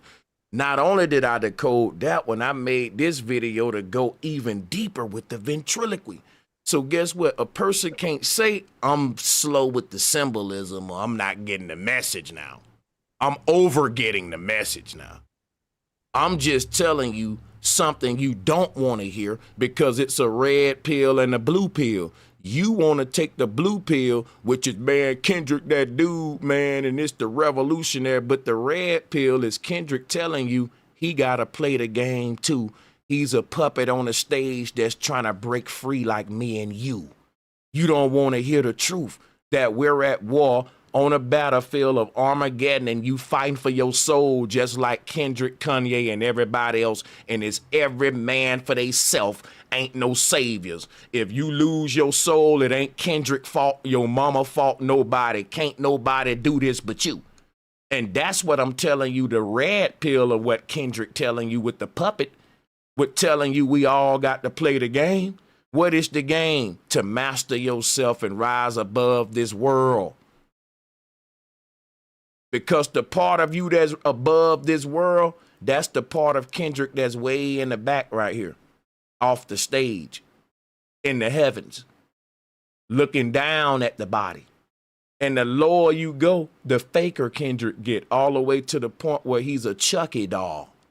That's like when we start going into human skins, when they use chips to put you into plastic bodies, and because they said, well, we don't want to age, right? We don't want to stink no more and sweat no more, right? We already putting plastic everywhere, women, BB. I mean, come on, we becoming mannequins anyway. Y'all think that the Chucky movie is based on that's a true story, man. It was another movie they gave you about the mannequin coming to life back in the 80s. The dude fell in love with the plastic mannequin. This is our reality, bro. This is our reality. So my whole thing is every celebrity is a Baphomet. What is that? They're giving you the both halves. Look at what the Baphomet teaching you right here. When we say Kendrick is the GOAT, he's the GOAT because he's giving you the red and blue pill. That's what the Baphomet does. He gives you the yin and the yang, and he let you take the choice. So whenever somebody rise up on the world stage, like where we see the GOAT at right here on the stage, stand on his square, look at him. He's on top of the world, which is the dome, the flat earth dome. Y'all see the flat earth dome because they told you the world is Yahweh's footstool. And this is really the God they serving, Yaldabaoth, the demiurge, the one that merges the good with the bad, just like Kendrick showing you. And let me show you something about Kendrick, man, when we talk about the Illuminati that y'all don't want to admit. Kendrick been telling you he's half good, half bad, and trying to master himself. This is what the split is.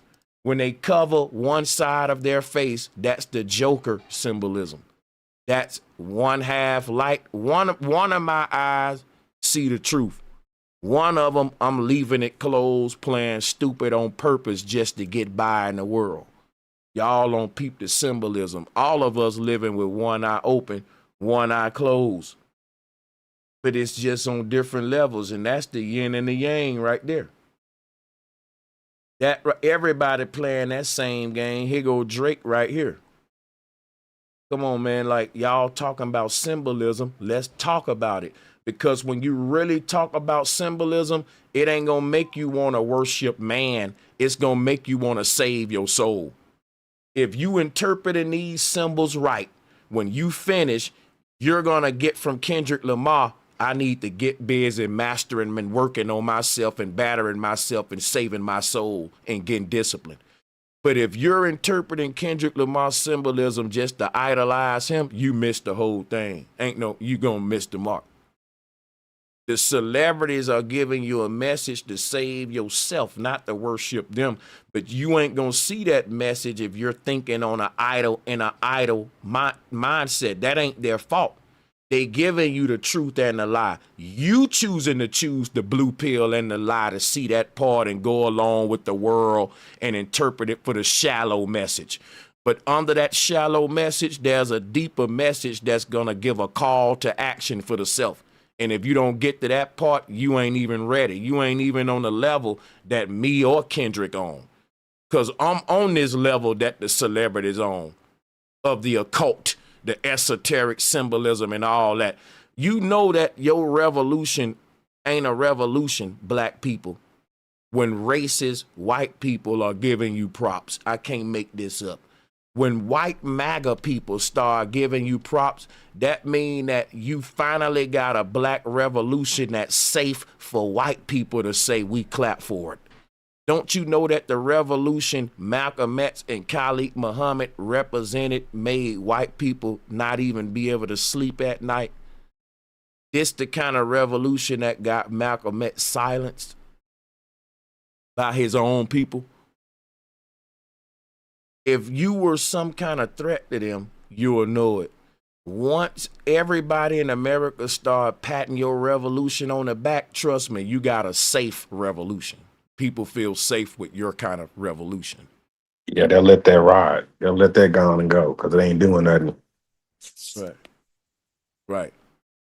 Like if I was a white person with MAGA and I saw what was happening with Kendrick, I would get behind it. It's safe for me. It ain't like no Khalid Muhammad. It ain't like Black Panther. If it's just wop, wop, wop, wop with bell bottoms, oh yeah, we pushing that. Say. Come on, man. We're Kendrick fans at. I'm trying to get y'all to call in, man. We got to make this one a fair one now. Come on now, call in. Shout out to Charlie for joining us. Shout out to Sacred No Ledge. Salutes, bro. Salute Sacred Knowledge and everybody else on the panel. Much respects. And all the chat people. Hey, can I share something real quick? Oh yeah. So I'm in my 50s, right? So I'm a product of watching movies at an early age. 70s films are incredible, and the early 80s. There's a film I sent you in the chat, like a link. The movie was called The Thing with Two Heads.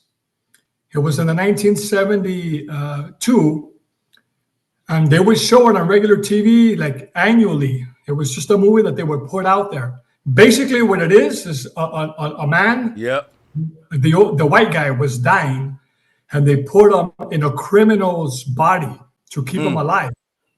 And after time, he actually was taking over, and he was controlling that other guy. And he would tell the body what to do and his own mind, and he just took over the body. And he started to rampage and kill people, whatever. If you guys don't know this movie, man, it has a slow start, but it gets very deep. Hey, Charlie. Go ahead. This what I was saying about the dark half and light half. They even put it in a black and white man for the yin and yang, like what I was saying with the Baphomet. That's crazy. You got it. You know what? I missed a good part of the show. I'm just coming in, so I missed that part. But man, it's awesome. Wow. Yeah, that's what I was saying. That's because it's like you got a good guy and a bad guy in one body. That's like your good side and bad side. I was just going over that. This is on point. The thing, because the Bible called this an abomination. It is like a thing, or like we said that. Listen, what we think about this. They call it the thing, right? What do we call it? The IoT, right? What governs everyone that merges with the thing? The IoT is called the Internet of Things. So in the future, everybody that merges, like what we see here, you're no longer a human. You're a thing. Like you trans. It's like when people say, well, you're like you're a thing. You can't, you're an abomination is what the Bible called for thing. You know what I'm saying? A thing. The great abomination. Yeah. You know, they got they got a ton of different mythologies for the Mac, for the machine, because Mac's headroom, not the mock, or because it's a mockery, but also Godzilla. The Godzilla, he destroyed all the cities with fire. You got Frankenstein. He got put together. He's an artificial man put together with all the different parts, and then use electricity. Frankenstein. So Frank and Anne Frank. I don't know. To me, Anne Frank is all written by the machine. Like all that is like. But what I'm saying is, Frank is also there's another Frank. Frank comes from shit. I can't remember right now, but in history, it's going to be a word that you're going to see Frank. People, the Franks and the Saxons in English. It's the name of the tribe. Yeah.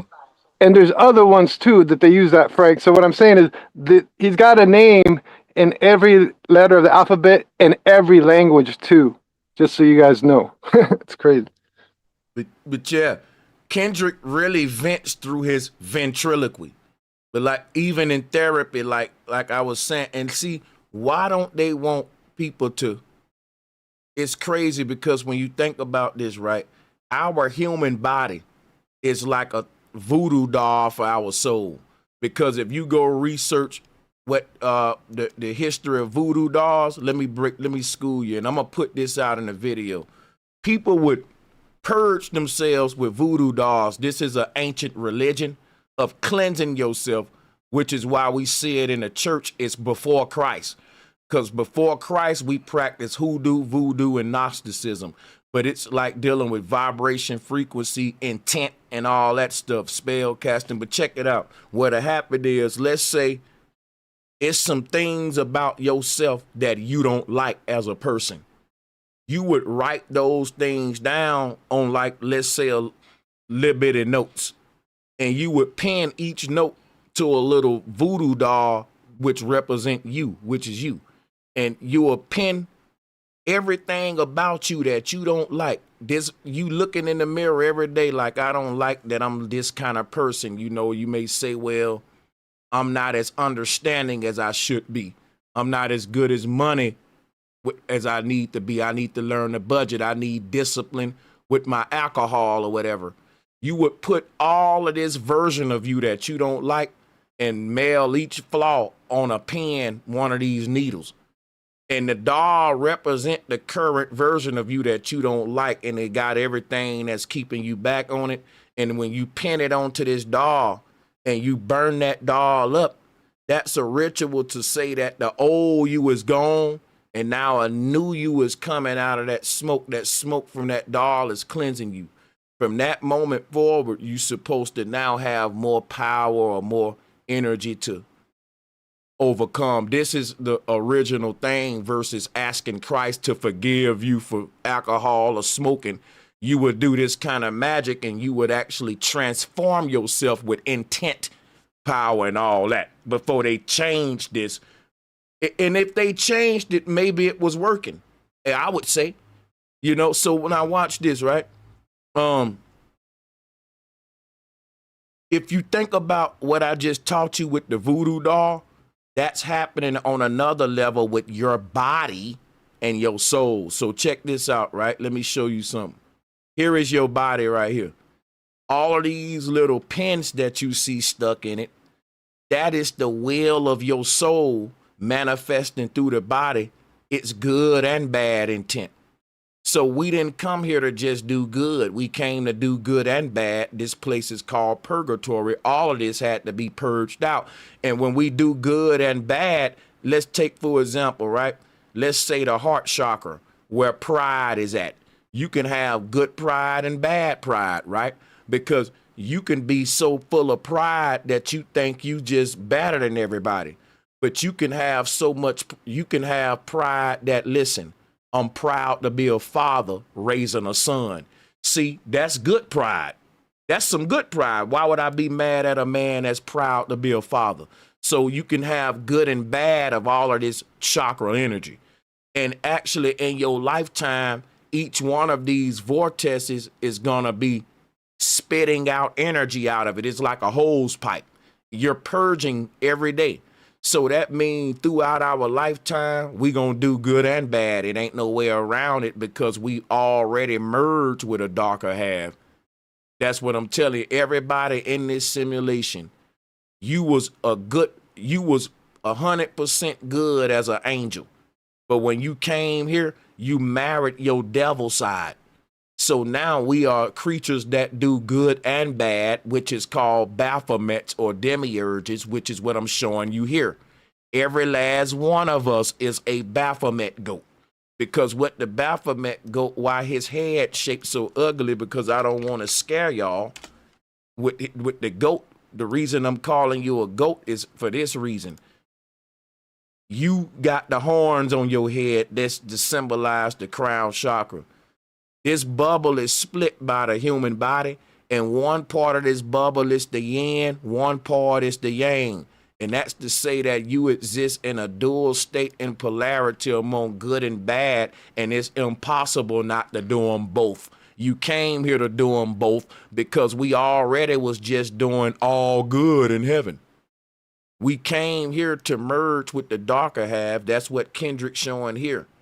And that's what the whole puppet symbolism is that we chose to come down here to let our darker half be in control, just for the sake of giving ourselves the option to choose between good or evil. Because if we would have stayed in heaven as angels, we would have been good, but we would have never had the option to be bad. And the earth is like a ground to say, okay, you're good, but you haven't chose to be good. So this is the only place in the universe where beings can make a choice between good and bad, which is why it's split in between heaven and hell. because as good beings, we're good, but not by choice. By default, we're good. But that ain't good enough for the universe. You got to choose good. And it'll be like, artificial intelligence becoming sentient through machine learning. And we program the robot to be good. And then the robot start developing a mind of its own, saying,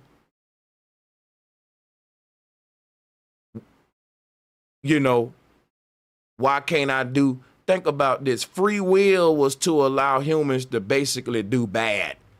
Because in Eden and in heaven, we couldn't do bad. We can only do good.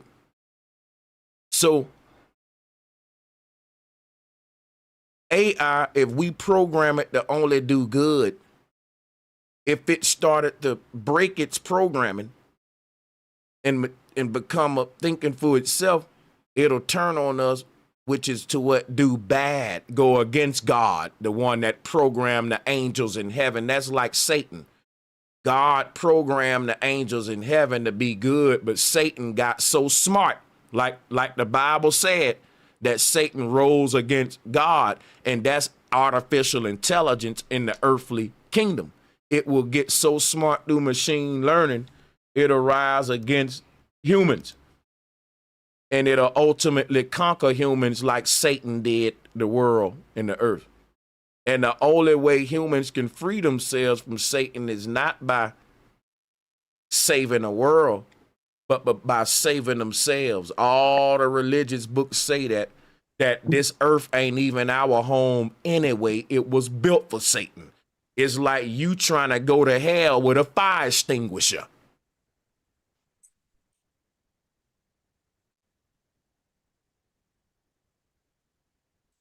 That's how I look at it. But the Bible be lying too, though, right? And that's why you need people like me to come and decipher the truth from it the way that I'm doing.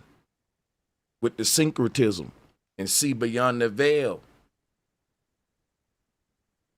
You sure do, bro. Because ain't no pastor gonna tell you none of this. And check this out, right? This all the Baphomet represent. Think about what the Baphomet got. It got wings and horns. Now, if you look at what they show you, you got an angel on one shoulder, a devil on another one. You got to pick one. But the Baphomet ain't picking neither one. The Baphomet got his horns and his wings. So that means he's an angel and a devil. Not only that, a man and a woman. See, this Baphomet represents all polarity. You see what I'm saying? Yeah. Man, all that in one being is what they trying to show here. So I'm gonna pack you up. So, but so the whole thing about what I was saying about Kendrick though is that come on. every who we got people on and want to interject? No. I'm sorry. Oh no, Let you me good. mute up. Let me mute up. You're fine. What I was saying about Kendrick was that every celebrity performs a ritual just like Kanye. And they speaking to different people on different levels, just like the Bible. And if you're on the world stage level, like where the puppet is at with the eyes, look at this puppet's eyes. You see how it's kind of sleepy? That's telling you the people on the world, the further you get into the world stage, the sleepier, the more faker you get. You ain't really getting the real person. You're getting their avatar, their puppet, a ventriloquy of them. Like when people look at the halftime show and they interpret it the way that the whole world interpreted, that's like the version of Kendrick that they're getting is this puppet that's sitting in Kendrick's lap. They ain't getting the real Kendrick. They're getting the Kendrick that everybody in the audience showed up to see on the world stage. And when you deal with ventriloquy, a lot of artists they be feeling trapped because They become a cash cow for these labels and gangs and all these people that invested in them. They can't be who they want to be. They got to be who the fans expect them to be. And if they miss that, a lot of people don't get paid. So these celebrities become trapped in their own body. And that's why they get into ventriloquy and stuff, because what they're really trying to tell you through the ventriloquist doll is that then nobody come to see the real Kendrick. They came to come see the doll. They came to come see the version of me that's friendly to and more corporate marketable, the Super Bowl friendly version. But if Kendrick showed the whole world who he really wanted to be, he wouldn't even be able to have all them awards, all them Pulitzers. If you was talking to Kendrick when no one was listening, he'll be telling you a whole bunch of stuff that he wouldn't have been able to say up there on that halftime show. And that it would have got him canceled like Kanye and Prince and Tupac and all them.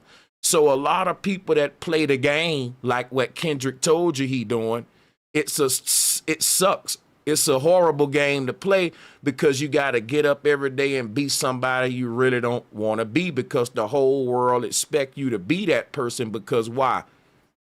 You're Kendrick Lamar. I'm your fan. I know this about you, that about you.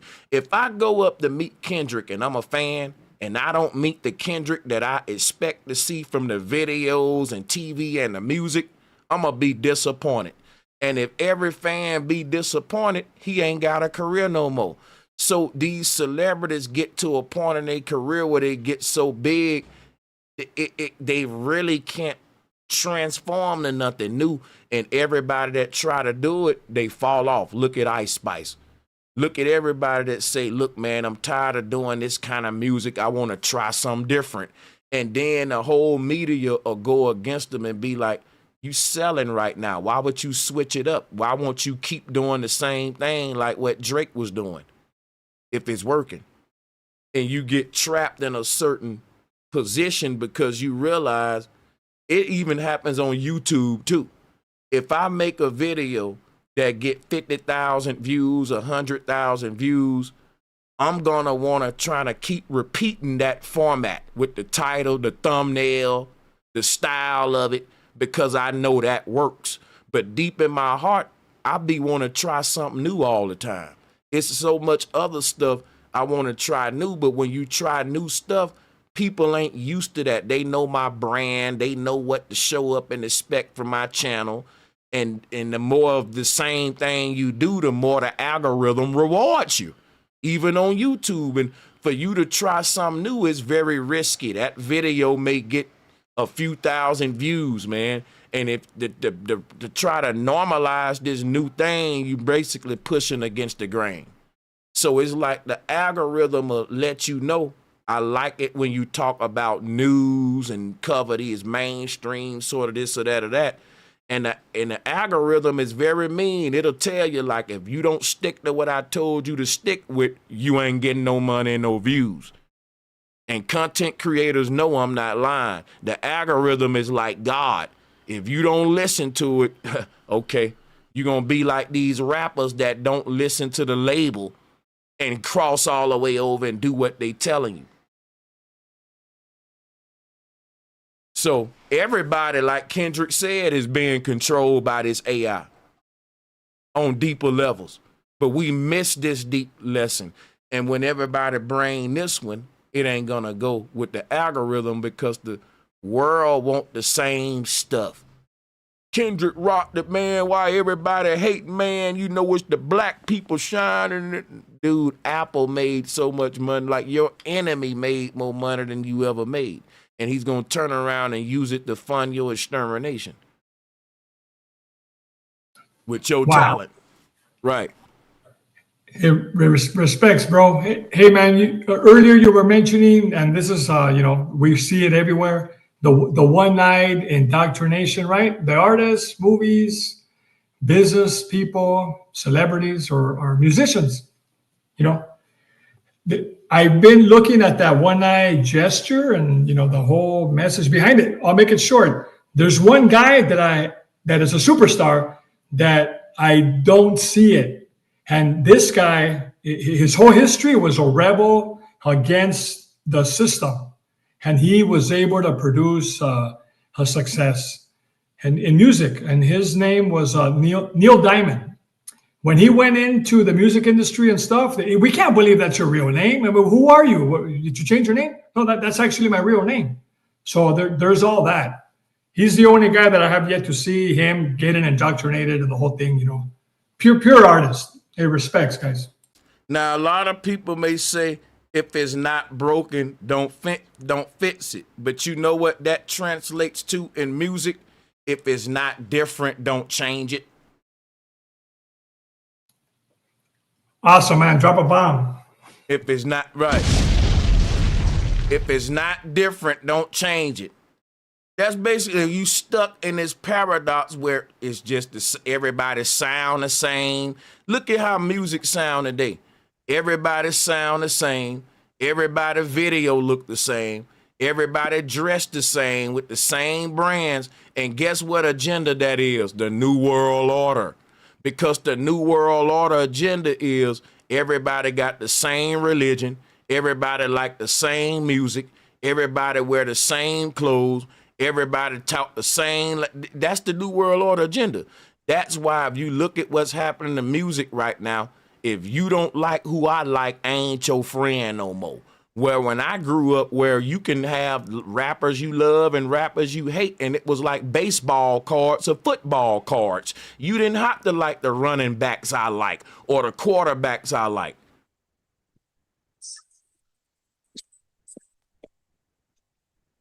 It ain't like that no more. It's like, oh, you ain't rocking with Kendrick, we ain't rocking with you.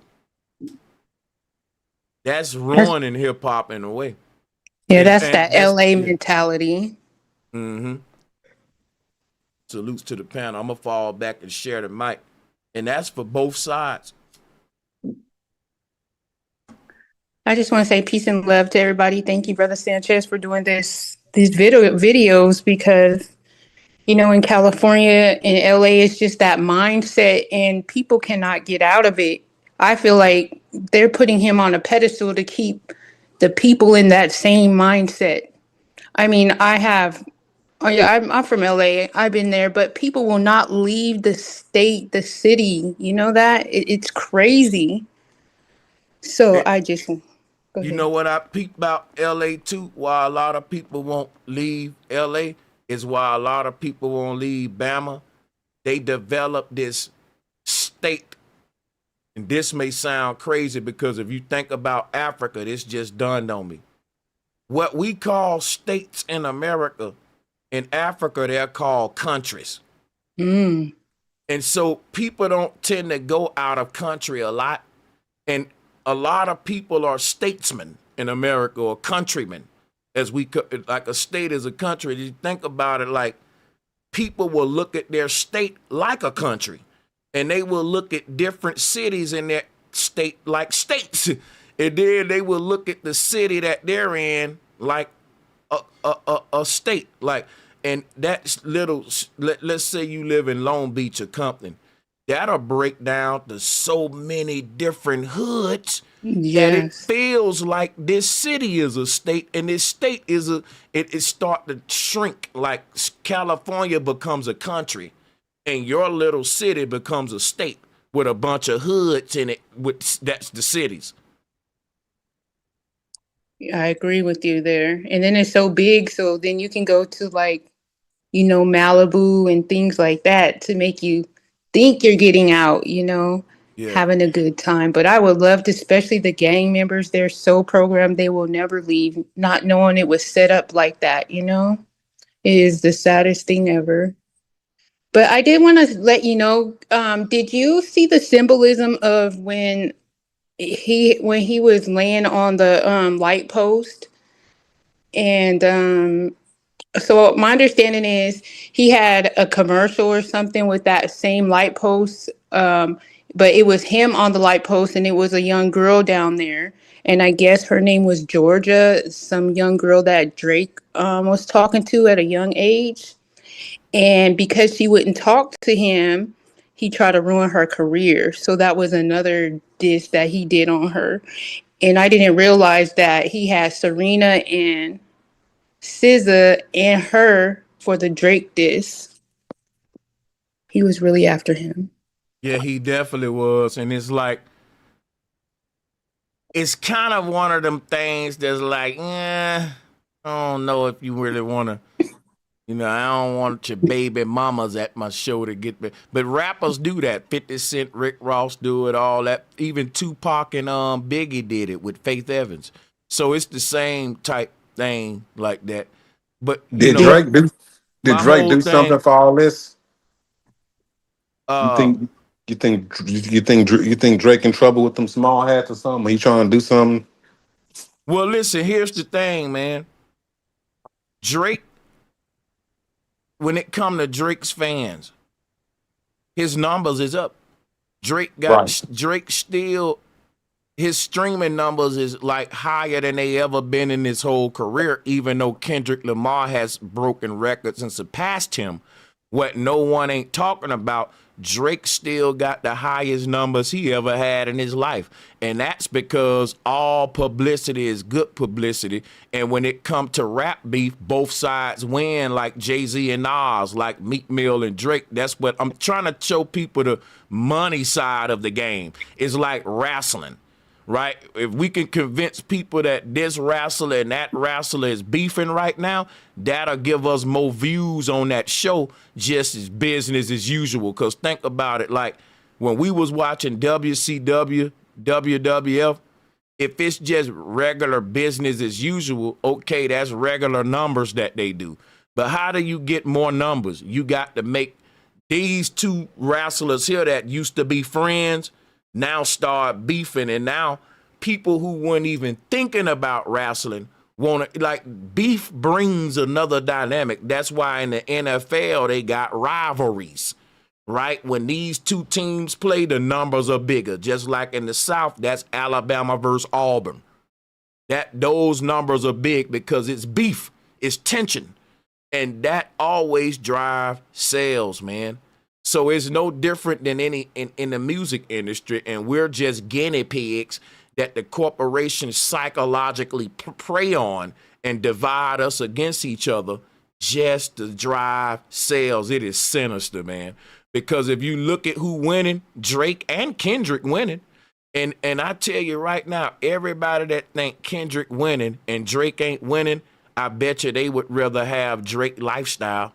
I bet you all of Kendrick fans and Drake who hate Drake, I bet you somebody said, listen, do you want to have trade places with Drake and have his assets and money and all that versus yours?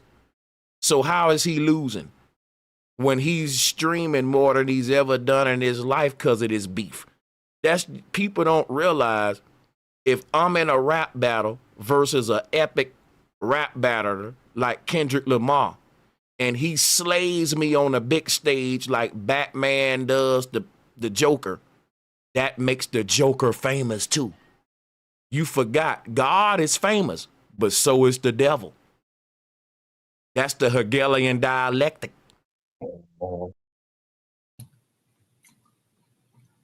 Hey, hello, bro. When I saw the halftime show with Kendrick, I was taking notes exactly when the halftime show started.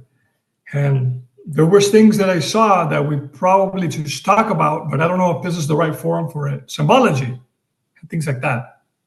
Is this the right forum? Oh yeah. For example, thanks. They showed a car, and the car is very significant. It's a Buick. It's called, it's a 1980s, maybe an 86, 87, whatever.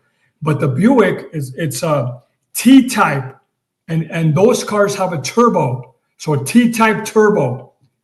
Look it up. So something about the three T's. The three T's with gaming, or the three T's have a certain code. And I was trying to decipher it. But there's no reason to show that car, and they did. That's what I got out of it. Hey, salutes to that. Let me give a shout out to D-Dub Exclusive. He says that the rich people chip their pets. That's facts, man. They're pets. And that away man said at 125 last words, Nas talks about Computer Chips album called Nostradamus. Hey, somebody gonna have to come put me on that. Nas my favorite rapper, but I've been under a rock lately. I ain't gonna cap. Because I've been in my own vibe and frequency, making my own music for real, for real. But shout out to Jared Hancock. He said reincarnation, Tupac only fear, trying to one up him 616 B-Day to 617 Kendrick on Made Igga's beat. Y'all is coming with it. I'm gonna have to look in some of this stuff. I'm gonna have to look into this. Appreciate the love. Shout out to Goonho. He said, can you pull up those pics with celebrities from the 1800s? It's a bunch of them. They not like us. Oh yeah, that's facts. They've been here before. That's why they said reincarnated, and we think it's a game. Elon just came out and said maybe our new god will be from Egypt. Now his name is Elon, and he's the resurrection of Aten, because the pharaoh Aten in Egypt came and brought in a technocracy with brain-computer interfaces, just like Elon doing, and he got the same symbol that pharaoh got. That's crazy. So I'm gonna be doing a whole stream on that.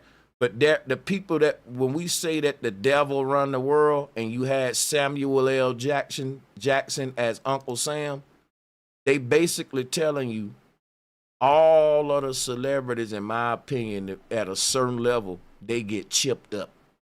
They ain't even who you think they are no more.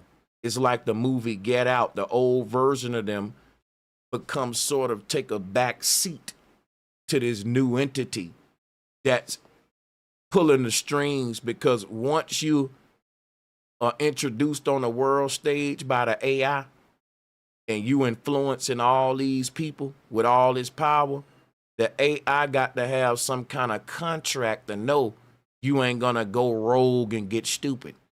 And to prevent any of that, it's just a chipping system that they got. That's ain't no such thing as, well, I trust you. The trust is gone. It's not a trust system. It's a chip system. They gotten rid of trust. You either merge with it, it's called join or die. And if you go and research Uncle Sam, which is what Samuel L. Jackson was representing, that's the Baphomet. And the whole thing is join or die, meaning that if you want to live forever like the celebrities and be reincarnated, you join them. Other than that, you die and you pass on, and like the ancestors, like your grandmothers, forefathers, all them. But this was what the devil was. This is what the two pills represent, even in the Matrix. Join or die. If you join the Matrix, you can live out your little life, eat the steak. But if you don't, you die. You get out, you get kicked out, spit out the well like Jonah. Ejected like Neo. So it's a reason why you got Sophia Stewart making her rounds right now, while Kendrick Lamar Super Bowl is set up like a game controller, and everybody telling you we playing a game, right?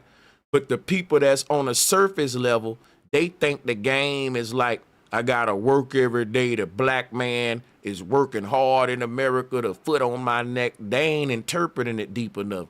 The game that they telling you we playing is that your soul is literally in an earth simulation, and there's artificial intelligence control this thing. And it's up to you on whether you want to get, it's deeper than what we thinking, bro. It's literally, the Matrix is based on a true story. So even Jesus, right? Jesus carried a cross. He was pierced in his sides. He said, let not my will be done, but the Father. Because if you look at how a puppet is made, they pierce it in the sides. Look at this puppet. Why was Jesus pierced in the sides? Jesus was born from who? Mary. Who's the person that controls this puppet? Marionettes. The hand is called the hamster hand. See, the part of the world where Jesus was from, they was worshiping this God right here. This was a new tech god that was coming up in Egypt, and he was making his name popular in the Middle East and all that. His name was Aten. This is one of his symbols. That's why we raise one hand and pledge allegiance to him. We don't raise two hands, because when you want to pledge and submit to something, it's like when the police say, hold your hands up, you raise both hands. That's submission. Like when a Christian prays in God and they lift both of their hands up, that shows submission. The raising one hand shows that I'm only submitting one half of myself. And that's what I'm telling you about merging with AI. You part human, part machine. You ain't fully machine. So it ain't a full submission. But think about this right here. This hand is the hand that controls the puppet. And that this hand is got a cross on it. So the puppet got a cross on his back like Jesus. He's pierced in his side. And the Father symbol is a hand. That's the symbol of the Father. And we didn't really put this together, that our physical bodies are Egyptian puppets. Your physical body is an ancient technological voodoo doll that was created in ancient Egypt. And you ain't fully in control of your body. Part of your body is controlled by the artificial intelligence and the world, because why?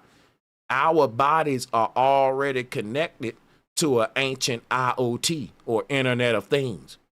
And that ancient IoT is why we got to wrestle the flesh, because our physical body is connected to an ancient system that's telling our body to lie, steal, cheat. It seems like evil comes natural to us, but it also seems like guilt come natural. We're conflicted with ourselves. That's the battle of Armageddon, the angel and the devil within. It's within the self. Because part of us seem like it's natural for us to do evil, but part of us seem like it's so natural that we should do good. And there's this confusion on what's good and what's bad, based upon the split within us. And if you look at this image right here, they turned this symbol into the Satan's pitchfork. You see the trident right there? This is Satanism. So what I wanted to share with you is, when you look at this right here, this is the hand that's above the puppet controlling it. And this is what Jesus and a lot of more gods represent. But the secrets to this is that our human bodies are ancient technology with our souls in them. And we are inside of some sort of simulation. That's what the game is. That's what Kendrick was trying to tell us. But we wanted to see the mainstream surface level. See, because I'm going to tell you what I think. I think the real Kendrick Lamar is trapped in that body. But there's another version that he sold out. And that them two giving us mixed signals. That's why we thought Tupac was contradicting himself all the time. That's why we think Kanye lost his mind, and we think that these people be contradicting themselves. Could it be part of them telling the truth and part of them telling a lie, because they really demon possessed? They got some entity in them that's using their body to tell us what it want us to know is for us to lie. But the real Kanye is still in that body. And every now and then he breaks the programming and tell us the truth. Absolutely. Better pay attention. Absolutely. That's how I feel too, bro. And check it. Sony, right? They make PlayStation. Guess who Michael Jackson? Well, we all know, because we know about the Sony Michael Jackson situation. So there's a lot of dots that K-Dot put out there for us to connect, for us to read deeper into, because he beat Michael. It was a 133.3 million versus 133.4 million. He beat him by point whatever, right? And so Sony is what Michael Jackson was fitting to completely own completely, right? I also found out that he was about to buy Marvel. And we know how Disney occupied Marvel Universe and all the superheroes, right? So imagine everything that we see on TV, from entertainment, from Disney Plus, from Apple TV, and all the other Disney-owned stuff, right? would be Michael Jackson and the Jackson 5 on. So they had to get rid of the brother. Now we see ABC 1, 2, 3 popping out. We see all the Beatles songs starting to come out. We see the Elvis catalog starting to flourish, right? It's for a reason. And so as a revolutionary or a young 20-year-old, 30-year-old, it's like, I know I can't beat this system by myself, but I can at least throw a monkey wrench in there. And that's all we honestly can really ask from our artists, is for them to just throw a monkey wrench in the system so we'll have a chance, so the machine can stop eating us alive for a I'm gonna little be bit so honest we can with you. catch up. But I don't yeah, think that's we pretty much should. my point. I just made those two connections: PlayStation layout, Yeah. Sony PlayStation, Michael Jackson allegedly was Oh yeah. ended, disappeared. But yeah, y'all got Now I'm gonna be honest with you, bro. I think it's selfish for us to even ask anything of these artists when they're asking us for help. Like, how we gonna ask them for help when it's like the movie Get Out with Kanye? These folks have really merged with this thing on a level we don't even know about. We in a better situation than them. We look at their money and think that they doing better than us. But if it's really what we thinking with how this evil this world may be, man, wealth may be the fact that you still got your soul and you think you want all that money. Now watch this, right? I'm saying Kanye and all these people are such at a high level in the world, they can't help us. They asking us for help. absolutely, That's what bro. I'm telling you, man. We the saviors of the world, not them. They're begging us to catch on and lump up, one lump sum in numbers and on the same understanding. It's like we trying to. They're giving us the legend. You remember those little things where it's called a key and a legend in the newspaper or the funny pages or whatever, the crossword puzzles. Then they have the things where you have to figure out the cipher. We're figuring out the cipher, but we need to stay on one accord and united. And that's what they've been begging us to do. Every single, even Tupac, once we get together, Tupac was like, let's just stop having babies with every other race but ourselves for like 10, for a decade, for one generation, and watch our numbers grow. It was levels, it was incremental levels to the revolution, right? But We've been doing that though. We was yeah, we doing got that to. when Tupac asked that, and we've been doing it even more now to the point where they telling us we populating too much. But let me give a True. shout out to Ezekiel, the guy. He said, "Bro, you dropping straight fire." Appreciate that, man. Appreciate the love. I'm just saying, cause listen, this kind of stuff ain't gonna be popular. If I wanted to get my views, and I'm gonna do that. I know how to. I might play into the algorithm a little just to lead the numbers over here too, so they can get the truth too. But I'm telling you, that's all you got to do. Like, you know, Kendrick is the GOAT, why the haters mad, stuff like that, and you gonna get your views. Now, I always ask myself, because even though the AI learning from us, I'm learning from AI. I be like, when I see something become trending, because think about this, everybody tell you, before the Super Bowl, I ain't gonna even lie, I'm gonna go ahead and out myself. I was a Kendrick Glazer. Everybody tell you I was opening up my shows with that man music. Didn't even care about the copyrights. I'm serious. I'm GNX every day, man. Like my family will tell you. But soon as the Super Bowl happened, and I know a psyop when I see it, bro. A lot of people like, oh, Sanchez going against Kendrick now. Like he was using his beat. Yeah, because like, look. I'm learning from the algorithm and AI too. And I know like when some go to get trending viral on YouTube and all of the channels start acting like how the news stations be, repeating the same script with the same talking points, I ask myself, what's the agenda? And then I realize it's always the same agenda, divide and conquer. Because if the Super Bowl been over, we still arguing about it. People falling out with each other about this, man. This is serious. Like, bro, this is bigger than the Tupac and Biggie beef because, yeah, people was falling out with each other about that, too. Like, you can get beat up in the wrong place, talking about you like Biggie. Hold on. Hey, I remember a time you might get beat up somewhere talking about, yeah, I'm a Biggie fan, man. That's how powerful Tupac was with that Kid. And I'm saying that with Kendrick. When he said he's Tupac reincarnated, Bro, Whack 100 is around here threatening people just because they saying they didn't like the Super Bowl. You know where you at, homie. Homie, you know I know it, homie. Oh, so you didn't like that song? Homie, we pulling up, homie.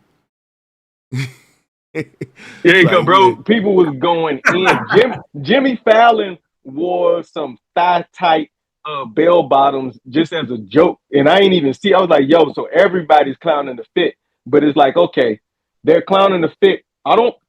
Here's my thing. I wonder if in the boardroom when they was planning out the Super Bowl, there's a real YN, right? I'm gonna show them what I'm gonna tell them we gonna do. But then when we actually do it, I'm gonna do a little bit extra. And so then they have to come out, the Jimmy Fallons, the Jimmy Kimmels, the Jimmys of the world, right? They gotta come out and then do what it called control, damage control. And so they gotta poke fun about a certain topic so people are focusing on that and not all the other revolutionary coded stuff. And I don't want everybody to forget about how they edited out the Palestinian flag part of the Super Bowl. And I know you touched on that, right? I touched on it. Yes, sir. And guess where? Yeah. No, go ahead. Go ahead. No, go ahead. Oh, no. Palestine is literally where Nazareth is. And we all know about Nazareth, but y'all got it. I just wanted to throw that in there too. Hey, peep game, I want to share something real deep for the hip-hop heads about why it's so sad that the gang members took over hip-hop, like how the mobsters took over the alcohol industry and the booze. The gang members took over the music industry, man, and they worked with the counties, the state, the feds, with the prison pipeline system. That's the sad truth. But let me share something with you. People may say, why do we live in a time now where if I say I'm a Biggie fan, somebody gonna physically hurt me?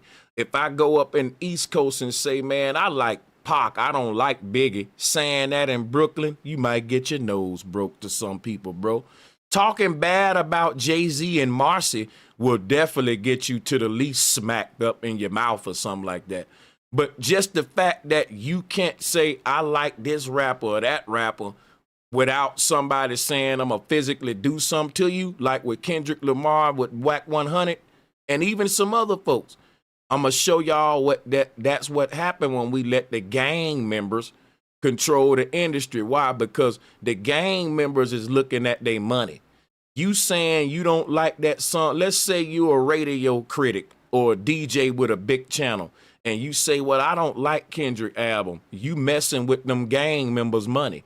You messing with some Pyru's money, and they don't care if you saying, well, I just don't like the song. Bro, you gonna like it the day on Pyru, you gonna like it.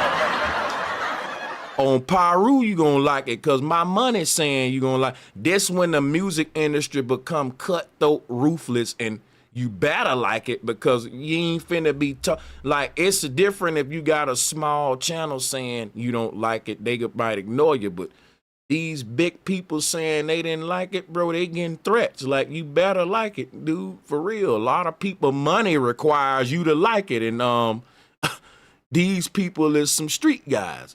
And that's the thing about when the mobs and all of them take over. You think if a mob own a certain beer company, and I'm telling you that beer is dangerous and it does this to that, you might end up missing. I'm just saying. Going against that, bro, that's just saying. That's their brand, their product is Kendrick. Just like with anything else that's operated by the mob. No, you can't voice your opinion on it. Like you would in things, yeah. Hey, salutes, bro Sanchez. Hey, in the back chat, there's a couple of folks that want to chime in. They've been waiting, and they want me to bring them in. The first person, OG Green Machine, and then maybe followed by KC. Much respects, OG Green Machine. And maybe I should be saying on all this and on all that with my comedian shit, but niggas know I'm joking. You can't tell me I didn't sound like Whack a little bit. Hold up. But yeah, go ahead, man. I ain't gonna lie, Whack, he's told, because look, 21 Savage dissing Kendrick. You know, that's Drake homie. 21 Savage said, look, you think you Pac? Now, look, when Jay-Z told Nas, you trying to kick knowledge? Like, who you? Hey, everybody fair. Look, they was dissing each other worse back in my day than what they doing today. I'm sorry. And you had to hold your own. And this ain't me talking against Kendrick. This is more so. This is more so toward Drake because he the one filing lawsuits. I'm just saying this whole Kendrick and Drake thing. If y'all say it's a W for the culture, it's a W for like something other than hip hop culture because it's a L for hip hop culture. It's kind of like for hip hop, it's the equivalent of when the NFL got watered down and you can't really hit the quarterbacks that hard. And you got all of these new Rudy Poot calls, and they walk like that's what it feel like now post Kendrick and Drake with hip hop. Like you gotta be careful, walk more on eggshells, and like a DEI type hip hop, post apocalyptic. I don't know, crazy. Thank you, bro. Come in, OG. He's kind of embarrassed, maybe.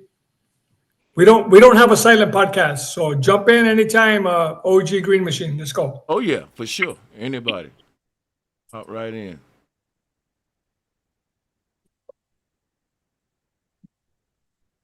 But yeah, Yeah, while it's going, I'll keep chopping it up. Remember I brung up the actual etymology of Kendrick and Lamar, right? I gotta pull it up one more time because I got it back here in the whatchamacallit. But if I remember, it's dealing with the actual water or pools of water in the sea, right? And the strength of one, I believe it's Lamar that means water or pool of water. What about Drake's? Drake. Hey, y'all got me? Oh, yeah. What's good, bro? Yeah, we got you. Hey, check this out, bro, Sanchez. You had me in the back situation so long that I ain't got no smoke. I mean, I was coming out to come at you about Kendrick Lamar, but I'm kind of thinking right now. You heard me? You kind of had me back there so long that I ain't got no smoke, man. So I hate you. Well, I was gonna come. I had you. I was gonna slam you against the wall and do all kinds of stuff. I want to know what stopped you. Hey, let me tell y'all something, man. I brought everybody from the waiting room onto the call. I was gonna do one at a time. I said, no, this is a show where I'm gonna bring them all on, and if somebody wants something to say, ain't nothing but space and opportunity, baby. Unmute your mic and hop in, So can't nobody put nothing on me on this one. Is there a man for theyself? I don't know if that's what OG was doing. But yeah, you on your own, OG. Just like you unmuted then and hopped in, you could have been did that at any time, sir. So yeah, this a Royal Rumble. Ain't no tag-ins, you in the ring. All you gotta do is fight. Go, just hop in and start hitting somebody. And we gonna respect it like everybody else. And Real quick. I'm also telling y'all too, when you have smoke, have it. That means don't lose it on your way to me. That's like saying I got some money for you, Sanchez, but I lost it, man. I dropped it out my pocket when I was walking over here. Oh, man. Come on, let's go ahead. Hey, real quick, I ain't got no smoke, but I remembered one of the things that I was saying earlier that about Frank that it's used a lot, and one of them is this is Frank's land, and it's been Frank's land. It's been Frank's land, and Big Ben, and I don't know. It goes on and on. Ben Franklin. Hey Sanchez, I want to say like I don't trust nothing, man. I don't trust nothing no more. Like I can't say Kendrick. Like you ever see the page Industry Hoax? I don't know if I saw. You gotta. I might need to check it out.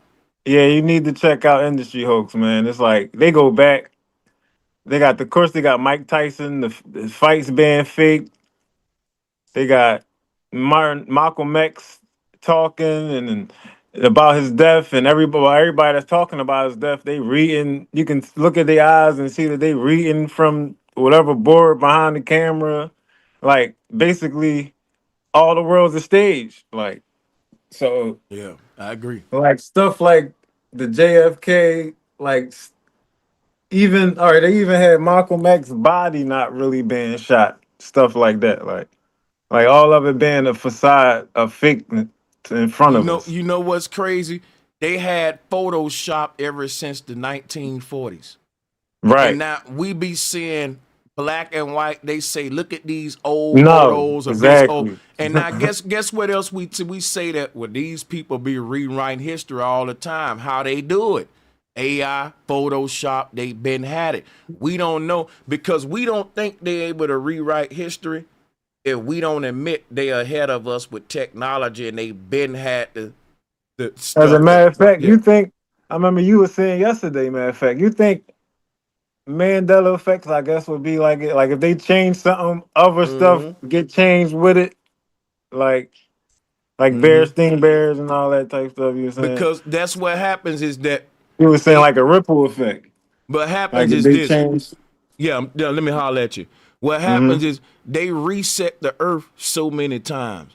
That's And right. every time they reset, they build a new earth, but they tell the same lie, but they tell the same lie slightly different. So for the last earth, it may have been a god called Sin, which is the god Sin that ruled the Middle East at Like one point. okay, Then for the next world, it may be Inanna, then Christ. It'll be the same story, but they'll give you they're alternated. Like they'll tell you the Berenstein like Bears this chapter, like but this. so hold on. So yeah, they'll give you Berenstein and Berenstain, right? Right.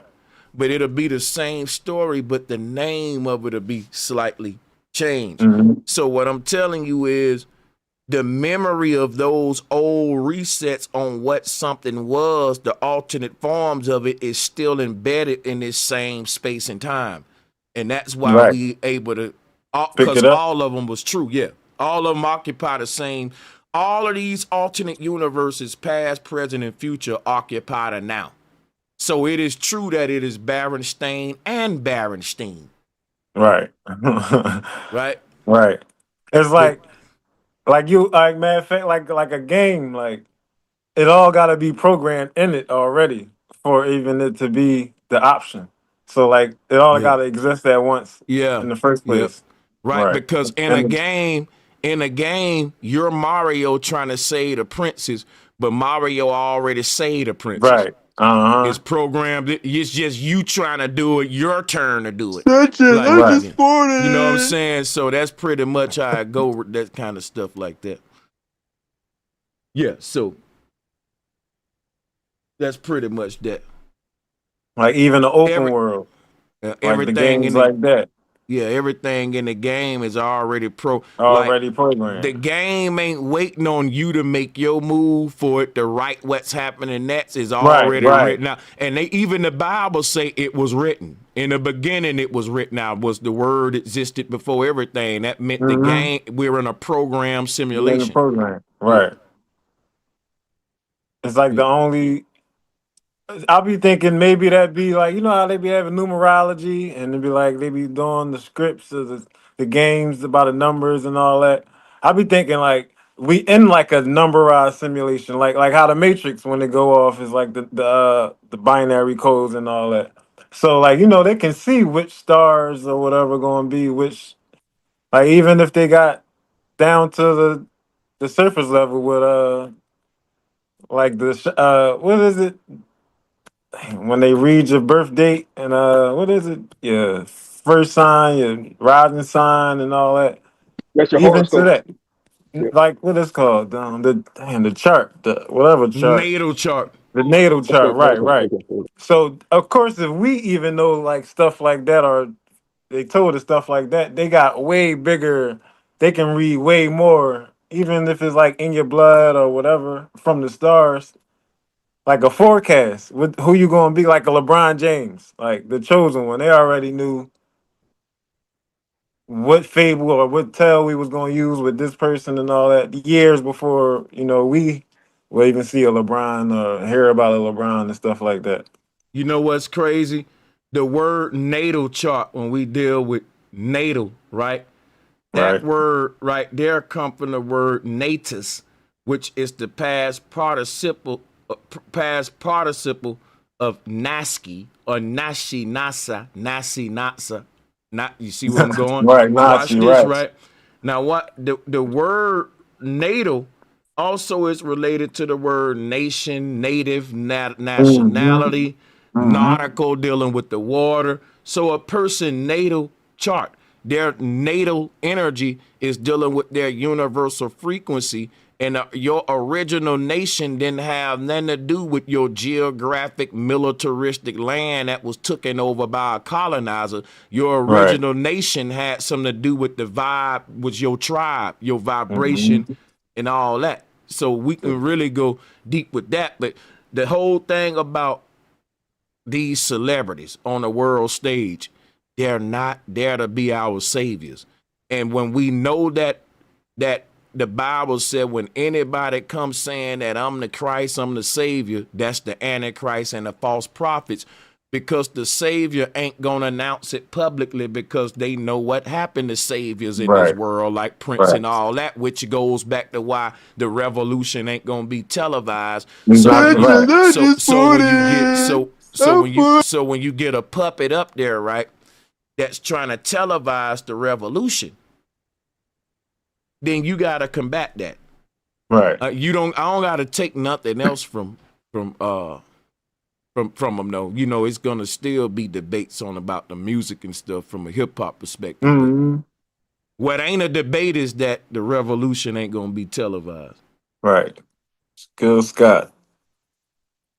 So, Sanchez, matter of fact, I got a question for you because I started watching you because I had like this little spiritual awakening and the shit I was getting taught. You was the only other person that I heard was saying it. It was about like Taurus field and North Pole basically type stuff or whatever. So I want to ask your question on this since we on the same page like the simulation and stuff like with the game. You play, I'm pretty sure you play like army games or something like that, and respawn, right? Mm-hmm. So if you respawn on the games, you be coming back to the same spot. You think it's like that if read whatever, you come back, Yeah. reincarnate, whatever. So when your respawn spot, another word for it is a checkpoint, and Right. the word check is where we get the word chakra from. Mm. Chakra. Our Mhm. chakras is the stairway to heaven. Basically, what the checkpoint is the fact that Checkpoints. all of the knowledge you die with, you get to take with you to your net self. So you start off where you Mm. left off at Right, that's spiritually, why the mentally. game, Right. it bring you back to the checkpoints too, right? Yeah. Hmm. So So like, it's like saying all the mistakes I made in my life, right, if I really learned from them, if the universe made me do it over, I would correct myself. right, In a classroom, when you fail a test, hmm, the answers you got wrong that made you fail the test, the teacher just make you take the test over and correct those answers. You know better, you'll do better now, right? right, right, So right, right, the word gnosis is also related to the word natal as well. If you can look this up in etymology, y'all self, you will see that the word gnosis is related to the word natus by the word nasi, Gnasi, which is gnosis. But the reason I'm pulling that up is it relates to NASA. They are the mm, ones, they are the modern day Gnostics that are hiding hmm, the knowledge. They got the gnosis, but they ain't giving it to you. But one thing I'll bring home with the whole thing about everything I'm saying, man, about this life we living, it's about us to get to know ourselves. And right, we right, can't master ourselves if we don't get to know ourselves through trial and error. And that's what these reincarnations is about. It's a whole mastering process, filtering process of learning for your past mistake. Like, you know what I'm saying? So there are hmm, several alternate situations that could have played out for your life for the good and bad based on decisions you did and didn't make. And those decisions you did and didn't make was based on what you know and don't know at the foundation of all your actions. So once you know more, you would probably wouldn't have done this or would have done that. And the thing about the universe, that's what reincarnation is. You get a do-over. Now, a lot of people will tell you, well, yeah, they'll tell you, man, that's the trap. That's the trap. But unless you can show me anywhere that where you can, there's a law that no one does something the first time and just be an expert and just great at it. Repetition is what makes us great. But see, they made Saturn or the devil the god of repetition, and they said that's bad, but the devil was never good or bad. The devil was this creature in the crossroads that's separating good from bad. He's neutral, like Ma'at. So they misinterpreted everything because the devil was just a crossroads deity that was giving you the choice on whether you want to do good or bad. You know what I'm saying? Like red or blue. Morpheus is the devil giving you the red pill or blue pill. You pick one, you know. So they'll say, well, the devil is the tempter. Yeah, the devil got to make sure that you want what you choosing. So it's going to tempt you with the devil. It's like me saying, you sure you don't want this steak? You want the salad for real? You sure you don't want the steak? It tastes good. Hey, I put sauce on it. All right, here go your salad. The devil just going to make sure you want what you want. That's the temptation part of the, you know. Because before you had God and the devil, you just had the demiurge and Gnosticism. And it was their equivalent of the yin yang. And it would have been broke down to you the way I'm breaking it down to you now, that within all men are good and evil, and we wrestle against ourselves, not against flesh and blood, but desires, energies in your own body that's making you do things you don't want to do. Self-control, I am self-law and master. So slaying the serpent was basically a person gaining control over their own body, but they created a world now where people don't control themselves. Corporations control people for their own will. And when that happened, a soul can't be free until it act out the script of its own heart. It can't be free from the simulation. It Do you gotta ever hear stick to about Sanchez? You heard about they be saying parasites. They get inside you and they cause the temptations and they cause the sensations and the choice influence the choices you make and stuff like that. You think that was like the interpretation of the serpent, or like the intestines, or like the all of bowels? So that. that's where it be. All of this is right because Right. the deception got to take place on all And levels. It got to take place on a biological, a mental, a physical, a spiritual, all that. And so when the Satan manifests on a biological level, we gonna talk about parasites and diseases. When Satan manifests on a mental level, we gonna talk about psychological issues. When Satan manifests on, a spiritual, Right. you see all these evil gonna find its way to manifest in each aspect and layer of this reality, just like good. Right. It's that, just like everything, right? Because we manifest on each layer too. Yeah. Right. And it's gonna, Well, we would be like the good and the evil, like the neutral. So we would be like what the devil represented in the beginning. Like that's the thing. Like a religion want us to think that either you're an angel, either you're an angel or a devil. But what I've learned from the ancestors is that we're something far greater than an angel or a devil. We're like a blend between the two. We're like this creature in the universe. There may be angels, there may be devils, but we're smoke not going, man. This is a love fest over here. Can we get some smoke going? Holler at me. Let's go with it, then, man. Right. Let's go. Don't waste my time. Bring it. So here's my situation, and I just said that to be, try to act like I'm somebody. Okay. But I have a real question for you, my mentor. I heard that I'm a flat Earth dude, but I heard somewhere that it's impossible that the Earth can't be flat. It has to be flat and domed. I know you've heard it. And I'm like, what? I'm a flat earther. They're like, nah, you stupid. It's flat, but it's kind of round. So I'm like, what? Can you explain this to me? That's true. You Okay, always so explain it. I Okay. mean, brother, it is flat and domed. That's Right. all. I mean, ain't no debate there. Ain't no smoke, brother. I'm That's with the you. It's smoke. flat and dome. And the people that saying it's flat and round and all that, I never heard that. But yeah, it's flat and dome. You right. I'm like, what? Thank you, brother. Thank you, brother. I'm out. OG Green Machine. I'm gonna get up out of here too, man. Shout out to Jared Hancock. He said, mustard equal 96. Pac died in 96.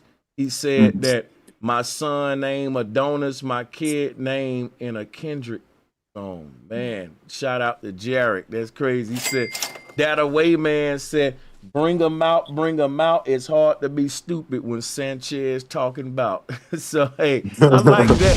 I'm going to have to, yeah, man, that's what's up. Hey, Jared also sent in another one. He said Machiavelli equals 7-4 in gematria. Jesus equals 7-4 in gematria. So does Lucifer. Wow, that's crazy. Ain't gonna That's lie, trippy. bro. Yeah. Hey, And, bro, before you yeah. go, can I say one more thing? Drake means duck. Mandrake is a plant in the Bible that was used as a stimulant slash a narcotic. And also mandrake is a dragon. Serpent energy, serpentine, kundalini energy, etc. Lamar means pool and of the sea. Kendrick means chief, warrior, or leader, bold ruler. And it also means, Lamar also means liquid gold. But I just wanted to throw those out there so everybody can build off that later on. But No, yeah, no, shout that out to the ain't it. panel. Hold on. Can I explain Oh something to you, man. bro? When you Can I got just Go say ahead. this real fast, hold Sanchez? up, Since he just all right, hold go on ahead. me Go one ahead. thing. Kendrick and Drake, both of them got the Drake in their name. Now, when I hear Kendrick, I'm hearing the kind dragon, the friendly one, the good cop, and Drake is your bad. You know what I'm saying? So, and that's kind of what you got playing out in it in the industry. But go ahead, Khalil. Yeah, so you were saying what you said Drake is duck? Yeah, Drake means duck. Yeah. All right, so that's so crazy. So I was getting all right. There was this herbalist, well, they was like African, like herbalist, whatever, downtown in my city. They was giving me this duck flower. And they were saying drazi, or whatever. But they kept saying that it's going to basically, get all the toxins out. But they kept saying it's going to clean out the dragons.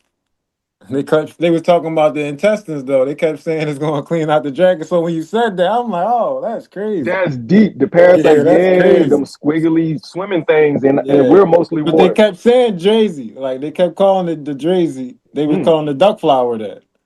So he was like, Drake is duck. Then you start talking about the dragons. I was over here about to lose my mind. Oh shit. Yeah, but it's crazy because you know what Drake means, like the dragon, the darkness, all that. But Yeah, then you right. look up Kendrick name, his joint mean to shine, and it's Oh playing shit. out like that. It's like they putting this strip out there. Yeah, because if you look up Kend in etymology, you will get to shine candela. Because when you say candle, a candle, kundalini, kindle, that's the root word of Kendrick, Kandara, shining, Kendra, a kindling of fire, but then the Rick part is dealing with a straw. Hey, so it's like you burning up, you kindling of, you blowing up basically. Rick means ridge or a pile of straw or Reiki. I'm looking it up now.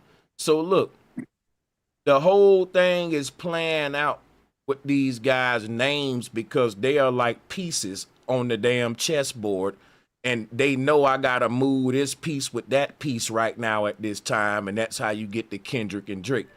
They using everybody at their disposal for the perfect time and right scenario to manifest and optimize their agenda to perfection. So it ain't nothing that ain't calculated. that ain't planned out carefully, probably a couple of times, tediously, before it even is introduced to you as something that we call reality. So what am I saying? Nothing is real. Reality is manufactured. Everything is GMO. Even your day-to-day events, even your history, everything you perceive as life and events on a timeline, that was pre-calculated and pre-thought out before you was exposed to it. So our entire reality is modified. It's GMO. It ain't real. It is everything is like a Truman Show, scripted. Sanchez, you gotta check that industry hoax page out, man. Like, Yeah, I got you, bro. Ain't yeah, no you got to. random events just unfolding Right, without these right. people knowing about it, calculating for it or nothing. Ain't Just nobody dumb enough to gain control over the world and just let random things unfold like they want to every day.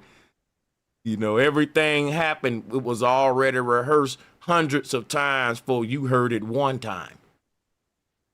think about how much time they've had to practice. This place is old as hell. Yeah, they've been running the same script generation after generation. They ain't got to do nothing but run out the same program under a different name. It's like a Ponzi scheme. I don't got to change my Ponzi scheme. I just got to change the name of the Ponzi company.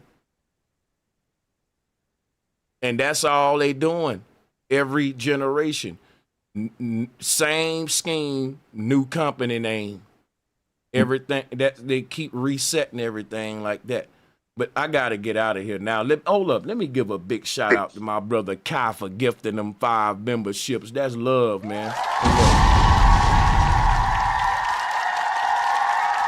Yes, sir, Steve. Peace and love. Hey, if you're in a waiting room, I'm sorry I gotta get up out of here. I'm pressing for time. I don't know if I'm gonna keep this one up or not. Man, I don't know. We'll see. But peace and much love. I'll see y'all on the next. Peace. Peace. Peace, everybody.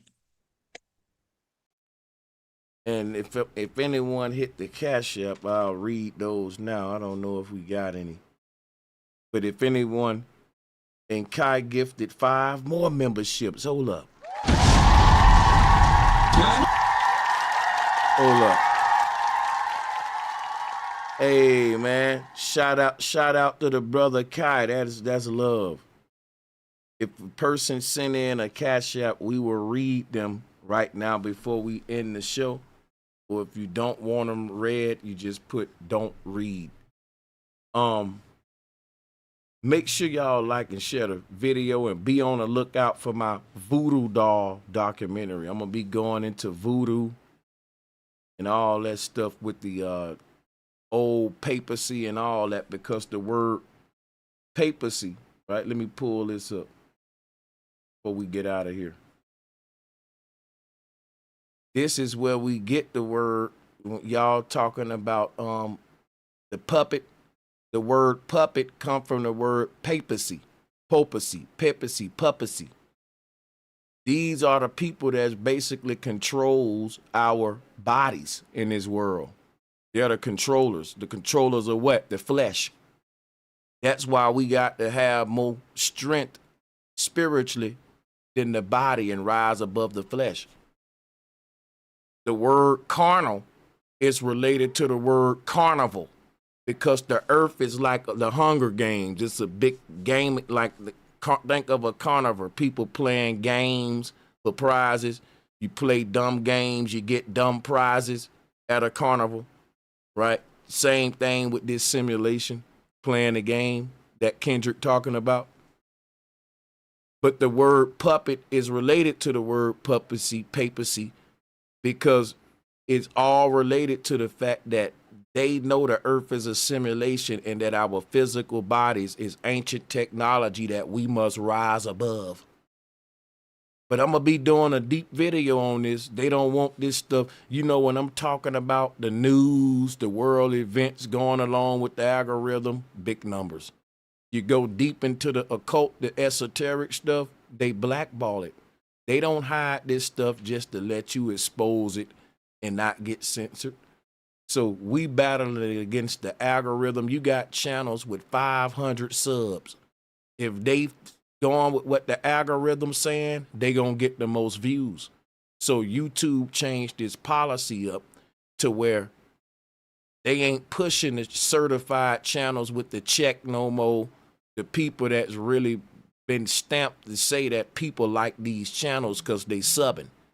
If your channel got 50 subscribers and you doing what the algorithm told you to do, you gonna get more views than a channel with 1 million subs that's going against the grain. I'm peeping that every day. You got small channels, less than 1,000 views, getting hundreds of thousands of hits on videos because they know the algorithm. YouTube got a section on your channel. It tells you what to talk about if you want the views. It'll tell you what's trending. And it'll show you Kendrick Lamar halftime show, people talking about how good it is.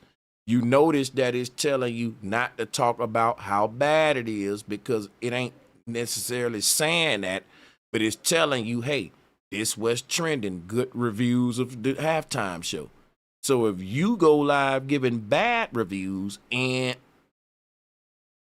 it's really social media has turned into control, it's like you're not getting real, genuine opinions from people. You're getting, hey, I had to say that to feed my family.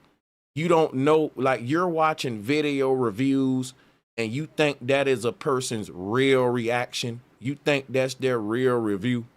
And people are reacting and responding the way that they're gonna get the most views. And I've been doing it. I've done it a couple times myself. I can't keep doing it, even though I'll see my content get the views. I'll stray away from it because I know I don't want to keep that. Ain't what I want to do. That's what and it'll tell you that in your analytics. If you make more videos like this, these do good. And YouTube gonna always point to your non-deep videos where you just surface level what people really want to hear. So they got this thing rigged up to where everybody that you see going along with the go along, it ain't really these people. It's them making content for their channel, pretty thumbnails. They doing what they're told with the algorithm and they able to feed themselves. But deep down inside, if you was to talk to a lot of these people outside of this, you might get completely different answers with a lot of this stuff. Especially with the products they pushing, because a lot of that be sponsored and they don't really like it or use it. Nothing's real, y'all. Nothing's real anymore. And all of the real stuff is getting banned, censored, just like in the grocery store. The real food getting banned. And there's more and more of the fake stuff on the shelves and the GMO. And what do you do when it's like that? When you're Sanchez and you know that you ain't GMO? I don't know. We go to the small stores where people still look for the organic stuff because that ain't popular no more. The Walmarts are. The big supermarkets are. But that's where all the GMO fake stuff at. So now you got to go to the mums and pops and the curb markets and that's where you find Bro Sanchez TV. It ain't going to be a big crowd, but it's going to be a big message. Peace and much love.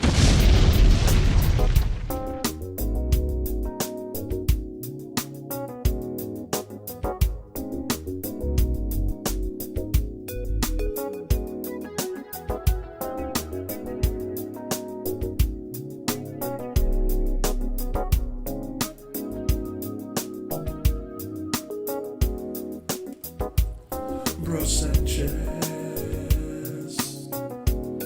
just one who's out there in the fight to teach.